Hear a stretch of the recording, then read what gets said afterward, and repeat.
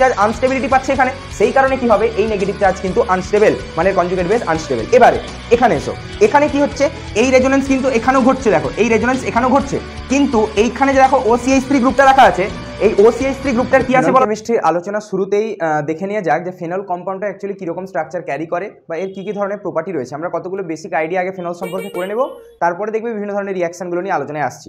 তো প্রথমেই আগে আমরা দেখে নিই, দেখো যে ফেনল যে কম্পাউন্ডটা, এই ফেনল কম্পাউন্ডটা কীরকম টাইপের দেখতে, তোমরা দেখে চিনবে কী করে। তো মনে রাখবে when OH group is connected with benzene ring, যখন OH গ্রুপটা, OH-কে হাইড্রক্সিল গ্রুপ বলা হয়, তোমরা জানো অ্যালকোহলে পড়ে এসছো, তাহলে যখন OH গ্রুপটা বেঞ্জিন রিংয়ের সঙ্গে কানেক্টেড থাকবে তখন তাকে আমরা কী নামে ডাকবো না, ফেনল নামে ডাকবো। তাহলে ফেনলের স্ট্রাকচারটা দেখতে কীরকম দেখো, এটা একটা বেঞ্জিন রিং আছে এবং তার সাথে যখন একটা OH গ্রুপ কানেক্টেড থাকবে তাহলে এই যে কম্পাউন্ডটা দেখলে এই কম্পাউন্ডটার নামই হচ্ছে কি না, এরই নাম হচ্ছে ফেনল। এবারে এই যে ফেনল দেখলে তার কতগুলো বৈশিষ্ট্য সম্পর্কে আমরা একটু জানবো। কি কি বৈশিষ্ট্য না, প্রথমেই মনে রাখবে ফেনল, এই যে ফেনল বা OH বা হাইড্রক্সিল গ্রুপ যেটা রয়েছে, এটা যে কার্বনের সাথে কানেক্টেড থাকে সেই কার্বনটার হাইব্রিডাইজেশন থাকবে sp2। নেক্সট হচ্ছে the OH containing carbon in phenol, মানে হচ্ছে ফেনলের ক্ষেত্রে যে OH গ্রুপটা কন্টেন করেছে যে কার্বনটা ইজ sp2 হাইব্রিডাইজড, এর হাইব্রিডাইজেশন কি আছে না sp2। কেন? কারণ তোমরা প্রত্যেকেই জানো যে বেঞ্জিনের এই যে প্রত্যেকটা কার্বন আছে না, এই প্রত্যেকটা কার্বন কি করে না ডবল বন্ড ক্যারি করে, তাই না? তার মানে দেখো এই প্রত্যেকটা কার্বনেরই হাইব্রিডাইজেশন হচ্ছে sp2, বেঞ্জিনের প্রত্যেকটা কার্বনের হাইব্রিডাইজেশন sp2ই থাকে, প্ল্যানার স্ট্রাকচার এগুলো। তাই সেই কারণে ফেনল যে কার্বনটাকে কন্টেন করে রেখেছে সেই কার্বনটারও হাইব্রিডাইজেশন কত হবে না sp2 হবে, ঠিক আছে। আচ্ছা, এরপরে আমরা নেক্সট যে কথাটা নিয়ে আলোচনা করব যে ফেনলের যে বৈশিষ্ট্য, সেই ফেনল কীরকম টাইপের হয়। দেখো 1 নম্বর এটা পয়েন্ট দিয়ে দাও, 2 নম্বর পয়েন্ট, 3 নম্বর point, phenol is an acidic compound. তাহলে ফেনলের কীরকম টাইপের কম্পাউন্ড না, ফেনল হচ্ছে একটা অম্লধর্মী বা আম্লিক টাইপের কম্পাউন্ড, ঠিক আছে। অ্যাসিডিক কম্পাউন্ড, কেন অ্যাসিডিক কম্পাউন্ড? তার কারণ হচ্ছে দেখবে এই ফেনলের মধ্যে যে কনজুগেট বেস তৈরি হয়, কনজুগেট বেস কাকে বলে না, যখন কোনো এই অ্যাসিডিক হাইড্রোজেন কন্টেনিং সিস্টেম থেকে হাইড্রোজেনটা বেরিয়ে যায় এবং তারপরে একটা নেগেটিভ পার্ট তৈরি হয়, সেটাকেই তার কনজুগেট বেস বলা হয়। এবং ফেনলের যে কনজুগেট বেস সেটা হচ্ছে রেজোনেন্স স্টেবিলিটি পাওয়ার কারণে এই কম্পাউন্ডের কনজুগেট বেস অনেক বেশি স্টেবল। এবং মনে রাখবে যত কনজুগেট বেস বেশি স্টেবল হবে তত কম্পাউন্ডের অ্যাসিডিটি বাড়তে থাকবে। তাহলে এই ফেনলকে কি বলা হলো না, অ্যাসিডিক কম্পাউন্ড বলা হলো, because it's conjugate base is resonance stabilised. এর কনজুগেট বেস কীরকম টাইপের স্টেবিলিটি পায় না, রেজোনেন্স স্টেবিলাইজড পায়, ঠিক আছে। আমি একটা কোশ্চেন নিয়ে আলোচনা করব, সেখানে দেখবে এই জায়গাটা ক্লিয়ার হয়ে যাবে যে কনজুগেট বেসের স্টেবিলিটি বা অ্যাসিডিটি ব্যাপারগুলো কি করে জাজমেন্ট করতে হয়, ঠিক আছে। তো এখানে আমরা একটা কোশ্চেন নিয়ে ডাইরেক্টলি আলোচনায় আসছি। দেখো যে compare acidity of following compound, compare acidity of following compound. নিম্নলিখিত যৌগগুলো, আমি কয়েকটা যৌগ এঁকে দেবো, তো এই যৌগগুলোর অ্যাসিডিটি অর্ডার তোমাদেরকে বলতে হবে, বা কোনটা মোর অ্যাসিডিক কোনটা লিস্ট অ্যাসিডিক এগুলো বলতে হবে। তো কি কি আছে যৌগগুলো দেখো, প্রথমেই আমি এখানে ফেনল এঁকে রাখলাম, এইটা হচ্ছে আমার ফেনল। তারপরে ধরো আমি এই জায়গাতে OH, এখানে ধরো NO2 নামক একটা গ্রুপ লাগানো আছে, নাইট্রো গ্রুপ এটা। আবার ধরো এই জায়গাতে ফেনল আছে, এইখানে ধরো নিচে লাগানো আছে মিথাইল, আর এই জায়গায় ধরো ফেনল আছে, এখানে ধরো লাগানো আছে OCH3, ঠিক আছে, মিথক্সি গ্রুপ লাগানো আছে। তো এই চারটে কম্পাউন্ডের অ্যাসিডিটি অর্ডার তোমাকে বলতে বলা হয়েছে, তুমি অ্যাসিডিটি অর্ডার বলবে কি করে। তো দেখো অ্যাসিড যখন আমরা অ্যাসিডিটি অর্ডার যখন আমরা জাজমেন্ট করব তখন আমাদেরকে মনে রাখতে হবে তার মধ্যে অ্যাসিড হাইড্রোজেন আছে কিনা। তাহলে দেখো এই যে হাইড্রোজেনটা এটা হচ্ছে অ্যাসিড, এর ক্ষেত্রে এটা অ্যাসিড হাইড্রোজেন, এটাও অ্যাসিডিক হাইড্রোজেন, এটাও অ্যাসিডিক হাইড্রোজেন। অ্যাসিডিক হাইড্রোজেন দেখে চিনবে কি করে, যে হাইড্রোজেনগুলো মানে বেসিক্যালি কোনো মোর ইলেকট্রোনেগেটিভ অ্যাটমের সাথে কানেক্টেড থাকে, মানে বেশি তড়িৎ ঋণাত্মক, সেই হাইড্রোজেনগুলো অ্যাসিডিক হাইড্রোজেন হয়, মানে যেখানে অক্সিজেন রয়েছে। তো এরা হাইড্রোজেনগুলো প্রথমেই বাইরে H+ হিসাবে লিভ করে যায়, এরা AOH+ হিসাবে লিভ করবে, AOH+ হিসাবে লিভ করবে, তবেই তো অ্যাসিড বলবে, H+ আয়ন প্রোভাইড করতে পারে বলেই তো অ্যাসিড এরা, তাই না? তাহলে লিভ করে গেল। এবারে যখনই লিভ করে যাবে দেখো ভালো করে একটা জিনিস খেয়াল করবে, কি তৈরি হলো। আমি এখানে ভেতরে রিংগুলো এঁকে দিলাম, ওপরে O-, কারণ H+ বেরিয়ে চলে গেলে কি O- পড়ে থাকবে এখন, কারণ এটা O- H+ এ ভাঙে। এই যে আয়নটা পড়লে এই আয়নটার নাম হচ্ছে ফেনক্সাইড আয়ন, এই আয়নটার নাম হচ্ছে ফেনক্সাইড আয়ন। একই রকম এখানেও তাই গল্প তৈরি হবে, দেখো ভালো করে এই জায়গাটা দেখতে থাকবে। এইটা বেঞ্জিন, ওপরে O-। এবার NO2 গ্রুপের স্ট্রাকচারটা দেখে নাও, এইটি হচ্ছে NO2 গ্রুপের স্ট্রাকচার হলো। এরপর এই জায়গাতে এসো, এইখানে কি আছে, একই গল্প আছে, উপরে ও মাইনাস, নিচে আছে কে না মিথাইল, এখানেও তাই আছে। তাহলে এই জায়গায় OCH3 এখানে আছে, আর এইখানে আছে ও মাইনাস। এইবারে দেখো এইগুলো যতগুলো তুমি দেখতে পেলে না, এরা সবাই হচ্ছে কনজুগেট বেস। কনজুগেট বেস মানে যখন H+ আয়নটা বেরিয়ে যায় একটা নেগেটিভ পার্ট তৈরি হয়, দেখো সব জায়গায় ও মাইনাস ও মাইনাস ও মাইনাস তৈরি হয়েছে না, এগুলোকে কনজুগেট বেস বলা হয়। এবং এই কনজুগেট বেসগুলো যত বেশি স্টেবল হবে দেখবে ওই করেসপন্ডিং কম্পাউন্ডটা তত বেশি অ্যাসিডিক হবে। তাহলে স্টেবিলিটি মেজারমেন্ট এখানে করবো কি করে না, রেজোনেন্স দিয়ে। দেখো ভালো করে দেখবে রেজোনেন্স কিভাবে হচ্ছে। আচ্ছা এইটা এইখানে ডবল বন্ড ফরমেশন করতে পারে, এইটা এখানে যেতে পারে, এইটা এখানে যেতে পারে, মানে এরকম টাইপের রেজোনেন্স হতে পারে। অ্যাকচুয়ালি রেজোনেন্স এরকম ডাইরেক্ট হয় না, ঠিক আছে, ভেঙে ভেঙে হয়, মানে এখানে ডবল বন্ড পড়ে, এটা এখানে নেগেটিভ আসে, এই নেগেটিভ আবার ব্যাক করে ডবল বন্ডটা খুলে যায়, এইভাবে ঘটে। তো যাই হোক আমরা এখানে ডাইরেক্টলি করবো, কারণ এখানে আমাদের রেজোনেন্স দেখানোটা ফ্যাক্টর নয়, রেজোনেন্স হচ্ছে কিনা বা কতটা ভালো রেজোনেন্স হচ্ছে সেটা জানাটা বক্তব্য রয়েছে। তাহলে এখানে দেখো রেজোনেন্সে হচ্ছে 1টা 2টো 3টে 4টা 5টা কার্বন অবধি রেজোনেন্স চলছে। এই যে দেখো অক্সিজেন একটা কার্বন, সরি অক্সিজেন একটা অ্যাটম, তাহলে 1টা 2টো এই দেখো 3টে 4টা 5টা, এরপরে তো আর রেজোনেন্সের দিকে যাবে না, মানে এরপরে তোমার এখানে অবধি রেজোনেন্স এখানে ফিক্সড হয়ে গেল, মানে এরপরেও রেজোনেন্সের দিকে যাবে। কিন্তু এর এই কম্পাউন্ডগুলোর ক্ষেত্রে এবার আমাকে কম্পেয়ার করতে হবে। দেখো এবারে দেখো এর রেজোনেন্স কি হবে, এইখানে এলো, এখানে ডবল বন্ড করলো, এই ডবল বন্ড এখানে করলো, এরপরে দেখো এই ডবল বন্ডটা এই NO2 গ্রুপের সাথে রেজোনেন্স এলো, হ্যাঁ কি না? সেই কারণে আমরা এখানে এই কার্বন অবধি লিখে রেখেছিলাম, না হলে ফেনলে পুরো রিং এর রেজোনেন্স হয়, ঠিক আছে, কিন্তু এখানে হবে না, বিকজ তুমি NO2 গ্রুপটা যখনই লাগিয়ে দিলে রেজোনেন্স তখন ওই দিকে যাবে না, আর এই NO2 দিকে আসতে থাকবে। তাহলে দেখো তো এখানে কটা অ্যাটম, 1টা 2টো 3টে 4টা 5টা 6টা 7খানা অ্যাটমের মধ্যে রেজোনেন্স শেয়ার হচ্ছে, মানে নেগেটিভ চার্জটা শেয়ার হচ্ছে, ঠিক আছে। এবারে এখানে এসো, এখানে কি হচ্ছে, রেজোনেন্স তো এরকম হচ্ছে, এটা তো স্বাভাবিক, কিন্তু রেজোনেন্স এখানে এই প্লাস আই যে এফেক্ট, মিথাইলের প্লাস আই বা ইন্ডাকটিভ এফেক্ট বলে একটা এফেক্ট থাকে, জানবে অর্গানিকে পড়বো আমরা, বা তোমরা পড়েছো, ঠিক আছে, ক্লাস 11-এ তোমরা পড়ে নিয়েছো এখানে, যে এই যে মিথাইল যে গ্রুপটা আছে তার প্লাস আই এফেক্ট থাকে, মানে ওই ইলেকট্রন ডোনেট করতে পারে। তাহলে এই যে নেগেটিভ চার্জ, নেগেটিভ যত কমবে তত তো সে স্টেবল হবে, যত নিউট্রালের দিকে যাবে তত সে স্টেবল হবে। তো তুমি এখানে নেগেটিভকে কমানোর জায়গায় কি করছো, উল্টে বাড়িয়ে দিচ্ছ, তার মানে কি এই নেগেটিভ চার্জ আনস্টেবিলিটি পাচ্ছে এখানে, সেই কারণে কি হবে এই নেগেটিভ চার্জ কিন্তু আনস্টেবল, মানে কনজুগেট বেস আনস্টেবল। এবারে এখানে এসো, এখানে কি হচ্ছে, এই রেজোনেন্স কিন্তু এখানেও ঘটছে, দেখো এই রেজোনেন্স এখানেও ঘটছে, কিন্তু এইখানে যে দেখো OCH3 গ্রুপটা রাখা আছে, এই OCH3 গ্রুপটার কি আছে বলতো না, এর এবার প্লাস আর এফেক্ট আছে, মানে এ উল্টো দিক থেকে রেজোনেন্স করাতে পারে। আবার এ যেমন ইন্ডাকটিভ, এও ইলেকট্রন ডোনেট করে, এও ইলেকট্রন ডোনেট করে, কিন্তু মোর স্ট্রং এফেক্ট কোনটা, plus R, resonance more strong effect than inductive. তাহলে এ কি করে, উল্টো দিক থেকে রেজোনেন্সও স্টার্ট করে দেয়। তাহলে এ যে রেজোনেন্স করে আসছিল, তাহলে তার রেজোনেন্স খানিকটা বাধাপ্রাপ্ত হলো, তাহলে এই রেজোনেন্স তখন কিন্তু ওখানে হ্যাম্পারিং সৃষ্টি করবে, হ্যাম্পার্ড করছে রেজোনেন্সকে। তার মানে এই নেগেটিভে স্টেবিলিটি পেলে তবে অ্যাসিডিটি বাড়তো, তাহলে এই নেগেটিভ স্টেবল কোথায়, একে তো উল্টো দিক থেকে OCH3 আরো রেজোনেন্স করার জন্য একে আনস্টেবল করে দিচ্ছে। কিন্তু এই সিচুয়েশনটা দেখো, এইখানে নেগেটিভ চার্জ পুরো শেয়ার হয়ে আসছে 7খানা অ্যাটমে, তার মানে নেগেটিভ চার্জ আস্তে আস্তে কমছে, এবং যত নেগেটিভ কমবে নিউট্রাল দিকে যাবে তত তো স্টেবল। এবার এখানে দেখো, এখানে কিন্তু গল্পটা কি আছে না, এখানে অনেক বেশি রেজোনেন্স না গেলেও অন্তত এরকম আনস্টেবল বা আনস্টেবিলিটি প্রোভাইড করার মতো কোনো তো গ্রুপ নেই।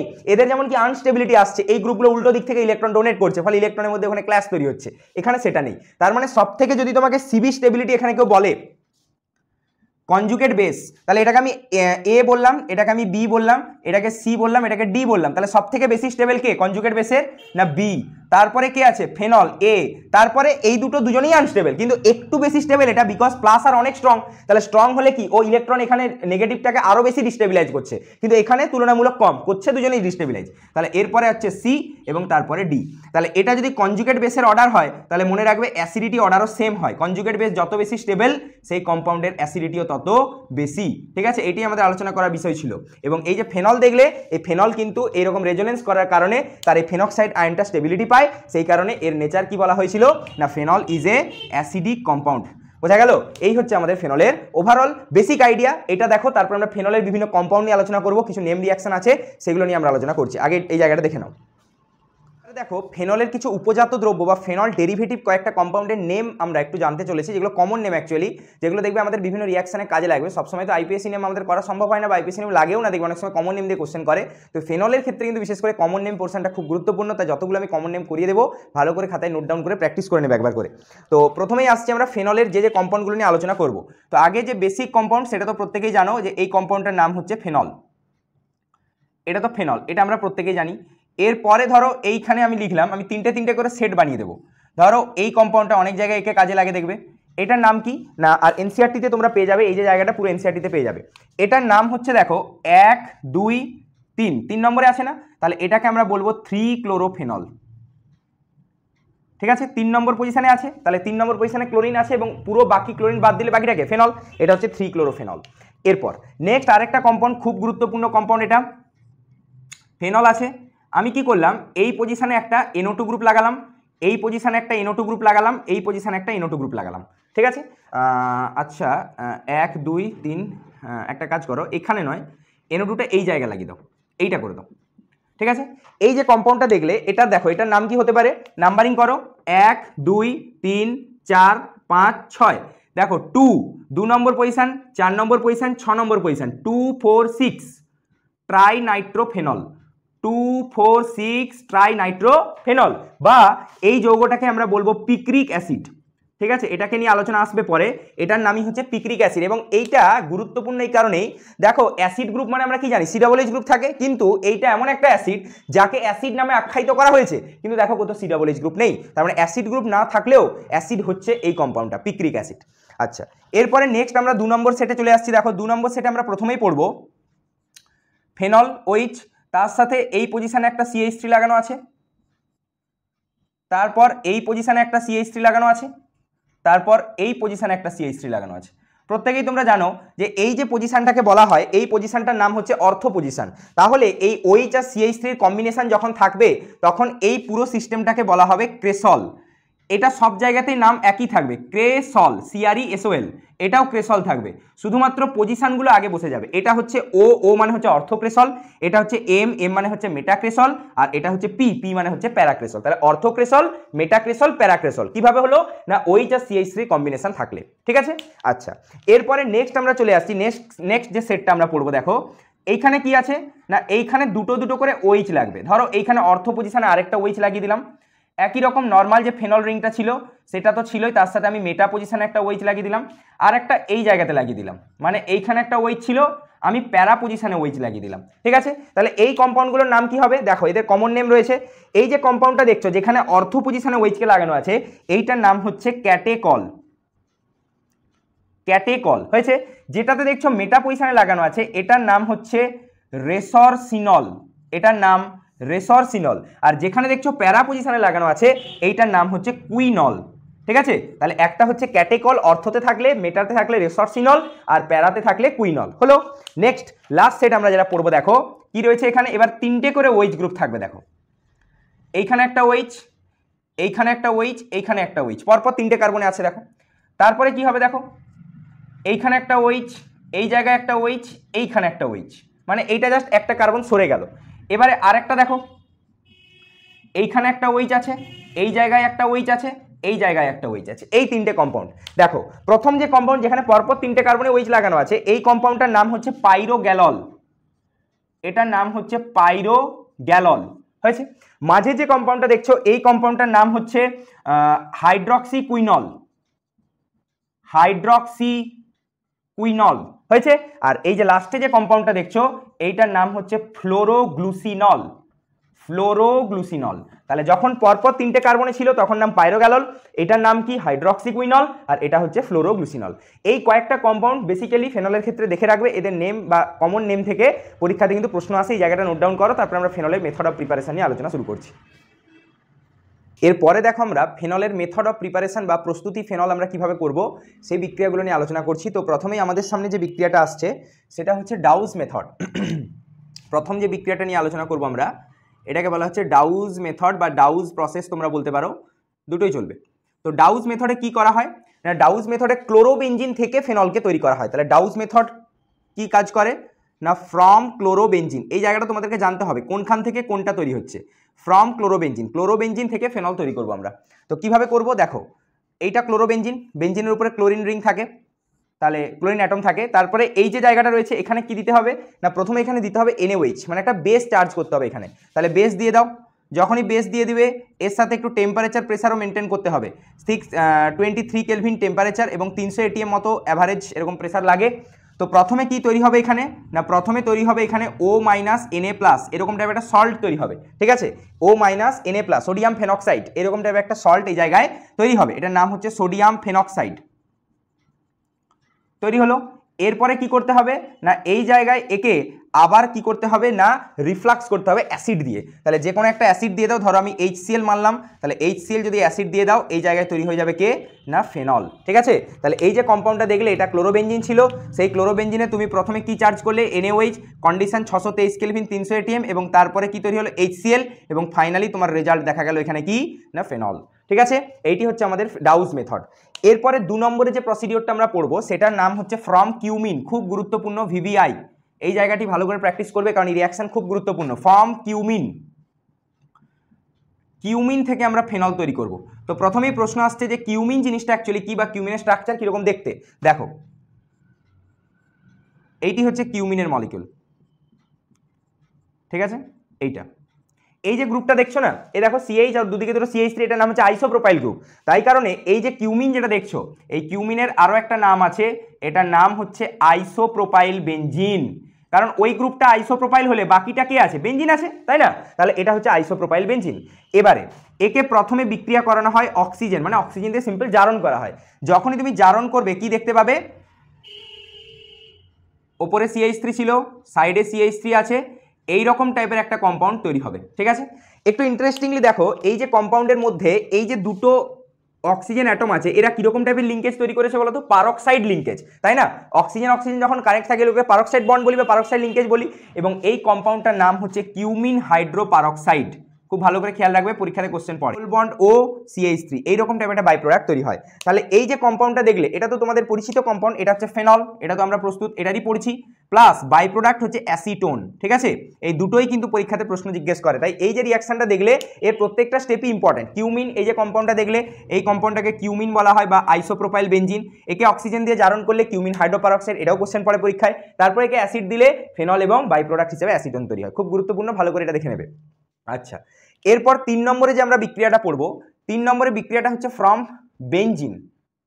ঠিক আছে, শুধু বেনজিন থেকে আমরা ফেনল তৈরি করব কি করে, ফ্রম বেনজিন। খুব সিম্পল মেথড রয়েছে এখানে না, বেনজিন এর সাথে তোমাকে রিয়াকশন করাতে হবে এখানে ফিউমিং সালফিউরিক অ্যাসিড, মানে ধুমায়মান সালফিউরিক অ্যাসিড, বাংলায় বলতে গেলে ধুমায়মান সালফিউরিক অ্যাসিড। কেউ এখানে অন্য আরেকটা রিয়েজেন্ট ইউজ করতে পারে, এটার নাম হচ্ছে ওলিয়াম। ঠিক আছে, তোমরা নাম শুনেছো ওলিয়ামের, H2S2O7, পাইরো সালফিউরিক অ্যাসিড বলা হয় একে। ঠিক আছে, একই ব্যাপার, একই রকম রিয়াকশন হবে। যখনই তুমি রিয়াকশন করাবে এই জায়গায় একটা ইলেকট্রোফাইল আছে SO3H, এই জায়গায় SO3H এসে লেগে যাবে। ঠিক আছে, এটা ইলেকট্রোফাইল আছে, তোমরা জানো এটা হ্যালো অ্যালকেনে পড়েছো রিয়াকশন। ঠিক আছে, ফিউমিং H2S উপর দিলে এরকম ভাবে SO3H লাগে, বেনজিন সালফানিলিক অ্যাসিড। এরপরে কি হয় না, এই জায়গাতে কিছু পরিমাণ NaOH বেস এবং H+ চার্জ করে দাও, দিলেই এই জায়গা থেকে প্রস্তুত হয়ে যাবে কি না ফেনল। ঠিক আছে, এইটি হচ্ছে আমাদের ফেনল প্রস্তুতি। খুব সিম্পল রিয়াকশন, বেনজিন থেকে এরকম ফিউমিং সালফিউরিক অ্যাসিড দিয়ে দিতে হবে, অথবা তুমি এখানে ওলিয়ামও ইউজ করতে পারো, দিয়ে এরকম টাইপের একটা প্রোডাক্ট তৈরি হবে, এবং আলটিমেট একে বেস দিয়ে রিফ্লাক্স করালে ফেনল ফরমেশন কমপ্লিট হয়ে যাবে। ঠিক আছে, আচ্ছা, এরপরে নেক্সট রিয়াকশন, আরও একটা গুরুত্বপূর্ণ রিয়াকশন 4 নম্বরে, ফ্রম অ্যানিলিন। ঠিক আছে, যদিও অ্যানিলিন কম্পাউন্ডটা তোমরা এখনও সেইভাবে আলোচনায় আনোনি বা আলোচনা করোনি, কারণ অ্যানিলিন আমাদের পরের সেমিস্টারে দেখবে আমাদের নাইট্রোজেনিয়াস কম্পাউন্ডে আছে, সেখানে আমরা অ্যানিলিন নিয়ে আলোচনা করব। তবুও বলে দিই, অনেকে স্যান্ডমায়ার বিক্রিয়া পড়ে নিয়েছো, স্যান্ডমায়ার বিক্রিয়া থেকে তোমরা জানো সেখানে অ্যানিলিন ইউজ করা হয়। তো এইখানে বেনজিন রিং আছে, তার উপরে হচ্ছে NH2, এই যে গ্রুপটা থাকে এই গ্রুপটাকে অ্যামিন গ্রুপ বলা হয়। ঠিক আছে, তো এরকম ফেনোলিক সিস্টেম বা এরকম বেঞ্জারাইক সিস্টেমের উপরে যখন এরকম NH2 গ্রুপ থাকে তখন তাকে বলা হয় অ্যানিলিন। হয়েছে, এখানে কি দিয়ে রিয়াকশন করানো হয় না, NaNO2 এবং HCl, এবং টেম্পারেচার রাখা হয় 0 ডিগ্রি C থেকে 5 ডিগ্রি C। ঠিক আছে, যখনই এটা আনো বা বিক্রিয়া করানো হয় এই জায়গায় একটা সল্ট ফরমেশন হয় N2Cl। ঠিক আছে, N2টা চার্জ হচ্ছে প্লাস আর Cl মাইনাস। এই যে সল্টটা দেখলে এটার নাম হচ্ছে বেনজিন ডাইঅ্যাজোনিয়াম ক্লোরাইড, এইটার নাম হচ্ছে বেনজিন ডাইঅ্যাজোনিয়াম ক্লোরাইড। ঠিক আছে, আর এইটার নাম হচ্ছে অ্যানিলিন, বেনজিন ডাইঅ্যাজোনিয়াম ক্লোরাইড এখানে তৈরি হলো অ্যানিলিন থেকে। এবার ফেনল তো এখন হয়নি, কি করতে হবে, এই জায়গায় ওয়ার্ম ওয়াটার দিতে হবে, মানে গরম জল। ঠিক আছে, তাহলে এই জায়গায় কি দিয়ে দাও না, ওয়ার্ম ওয়াটার দিয়ে দাও, গরম জল দিয়ে দাও। তাহলে গরম জল দিলেই দেখবে এই জায়গা থেকে প্রস্তুত হয়ে যাবে কি না ফেনল। ঠিক আছে, এইটি হচ্ছে আমাদের আলটিমেট অ্যানিলিন থেকে ফেনল প্রস্তুতির বিক্রিয়া। কি করলাম না, এই জায়গা থেকে NaNO2HCl দিলাম, 0 থেকে 5 degree Celsius benzene diazonium chloride একটা সল্ট তৈরি হলো, তাকে ওয়ার্ম ওয়াটার দিয়ে দিলে তৈরি হয়ে গেল ফেনল। ঠিক আছে, এবারে তোমাদের কাছে আমার একটা প্রশ্ন থাকবে, পরে আমাকে কমেন্ট বক্সে জানাবে এই প্রশ্নের অ্যান্সারটা, যে এইখানে টেম্পারেচার কেন এরকম লো রাখা হলো। ঠিক আছে, এই জায়গায় টেম্পারেচারটা কেন 0 থেকে 5 ডিগ্রি সেলসিয়াসের মধ্যে রাখা হলো, বেশি টেম্পারেচার নয় কেন, বা এক্স্যাক্টলি এই টেম্পারেচারটাই কেন, আমাকে কমেন্ট বক্সে প্রত্যেকে অবশ্যই জানাবে, তারপরে জায়গাটা নোট ডাউন করে নাও। পরে দেখো আমরা ফেনলের বিভিন্ন ধরনের রিয়াকশন নিয়ে এবার আলোচনা শুরু করব। মেথড অফ প্রিপারেশন আমরা পড়ে নিলাম, এবার ফেনলের বিভিন্ন ধরনের রিয়াকশন বা কেমিক্যাল প্রপার্টিজ যেগুলো রয়েছে সেগুলো নিয়ে আমরা ডিসকাশন স্টার্ট করছি। তো প্রথমেই যে রিয়াকশনটা আমরা পড়বো সেটা হচ্ছে রিয়াকশন উইথ অ্যামোনিয়া। ফেনলের একটা জিনিস খুব ভালো, ম্যাক্সিমাম জায়গায় খুব বেশি মেকানিজমের ঝামেলা এখানে নেই, মেকানিজম আছে কিন্তু অনেক কম আছে, ডাইরেক্ট রিয়াকশন মনে রাখবো এবং রিয়েজেন্ট। ঠিক আছে, তোমাদের কাজ হবে একটা খাতাতে আমি যে রিয়াকশনগুলো করে দিচ্ছি তার শুধু রিয়াক্টেন্ট মানে কে বিক্রিয়া করছে, কি তৈরি হচ্ছে এবং রিয়েজেন্ট কি লাগছে, এই জায়গাটা একদম ফর্মুলা চার্টের মতো করে রাখবে, যাতে পরীক্ষার আগে জাস্ট একবার কুইক রিভিশন করলে হয়ে যাবে, কারণ ফেনলে কোশ্চেন খুব বেশি পরিমাণে ঘোরায় না, স্ট্রেট কাট কোশ্চেনই পড়ে। ঠিক আছে, তো দেখো প্রথমেই আমরা আসছি reaction with ammonia. Reaction with NH3, অ্যামোনিয়ার সাথে আমরা বিক্রিয়া করব। তো অ্যামোনিয়ার সাথে বিক্রিয়া করলে কি তৈরি হবে দেখো না, ফেনলের সাথে যখন তুমি অ্যামোনিয়া বিক্রিয়া করাবে, এটা তোমার ফেনল ছিল, OH NH3 তো লাগবেই অবশ্যই, এবং তার সাথে কিছু পরিমাণ অ্যানহাইড্রাস, অ্যানহাইড্রাস মানে যেখানে জল নেই, ZnCl2 নিয়ে নাও, অ্যানহাইড্রাস ZnCl2 নিয়ে নাও, জিঙ্ক ক্লোরাইড। ঠিক আছে, আর টেম্পারেচার ওই অ্যারাউন্ড 200 ডিগ্রি সি থেকে 300 ডিগ্রি সেলসিয়াসের মধ্যে রাখতে হবে। ঠিক আছে, এইটা যখনই তুমি রাখবে এই জায়গা থেকে কি ফরমেশন হবে না, এই জায়গা থেকে ফরমেশন হবে অ্যানিলিন। তোমরা একটু আগে মেথড অফ প্রিপারেশনে অ্যানিলিন থেকে ফেনল দেখলে, এটা হচ্ছে ফেনল থেকে অ্যানিলিন প্রস্তুতির বিক্রিয়া। ঠিক আছে, তাহলে অ্যানিলিন তৈরি হলো plus as a by product এখানে জল তৈরি হবে। ক্লিয়ার? আচ্ছা, এরপরে 2 নম্বর রিয়াকশান আমরা কি আসছি না, 2 নম্বরে আমরা রিয়াকশানে আসছি রিয়াকশান উইথ PCl5, ফসফরাস পেন্টাক্লোরাইডের সাথে কি বিক্রিয়া করে ফেনল। দেখো, তো প্রথমেই আমরা এই জায়গায় ফেনল ড্রয়িং করে নেব। তো ফেনলের সাথে রিয়াকশান করছে PCl5। ঠিক আছে, তাহলে PCl5 এলে কি করব, সিম্পল জিনিস, OH কে হাঁটাবো, এখানে ক্লোরিন লাগাবো। ঠিক আছে, ক্লোরোবেনজিন হবে, প্লাস এই জায়গা থেকে বাই প্রোডাক্ট তৈরি হবে POCl3 বলে একটা যৌগ, প্লাস HCl। HCl কে তো সবাই চেনো, হাইড্রোজেন ক্লোরাইড বা হাইড্রোক্লোরিক অ্যাসিড। এই POCl3 যৌগটা, এইটার নাম হচ্ছে ফসফরাস অক্সিক্লোরাইড, ফসফরাস অক্সিক্লোরাইড। ঠিক আছে, এই POCl3 যে যৌগটা দেখলে এটার নাম হচ্ছে ফসফরাস অক্সিক্লোরাইড, আর এটার নাম কি, এটার নাম হচ্ছে ক্লোরোবেনজিন। এটাকে তো চেনো অনেকেই, ক্লোরোবেনজিন। ঠিক আছে, বেনজিনের মাথায় ক্লোরিন লেগে গেলে ক্লোরোবেনজিন ফরমেশন হলো। এবারে আমরা ফেনলের সাথে এই POCl3 একটু বিক্রিয়া দেখব। ঠিক আছে, তাহলে এখানে ফেনল লিখে নাও, এইটা OH রয়েছে, তার সাথে বিক্রিয়া করছে এবার POCl3, কি তৈরি হবে না, বলছে C6H5 এর হোল 3PO4। তোমাদের মনে হতে পারে স্যার C6H5টা কোথা থেকে চলে এলো।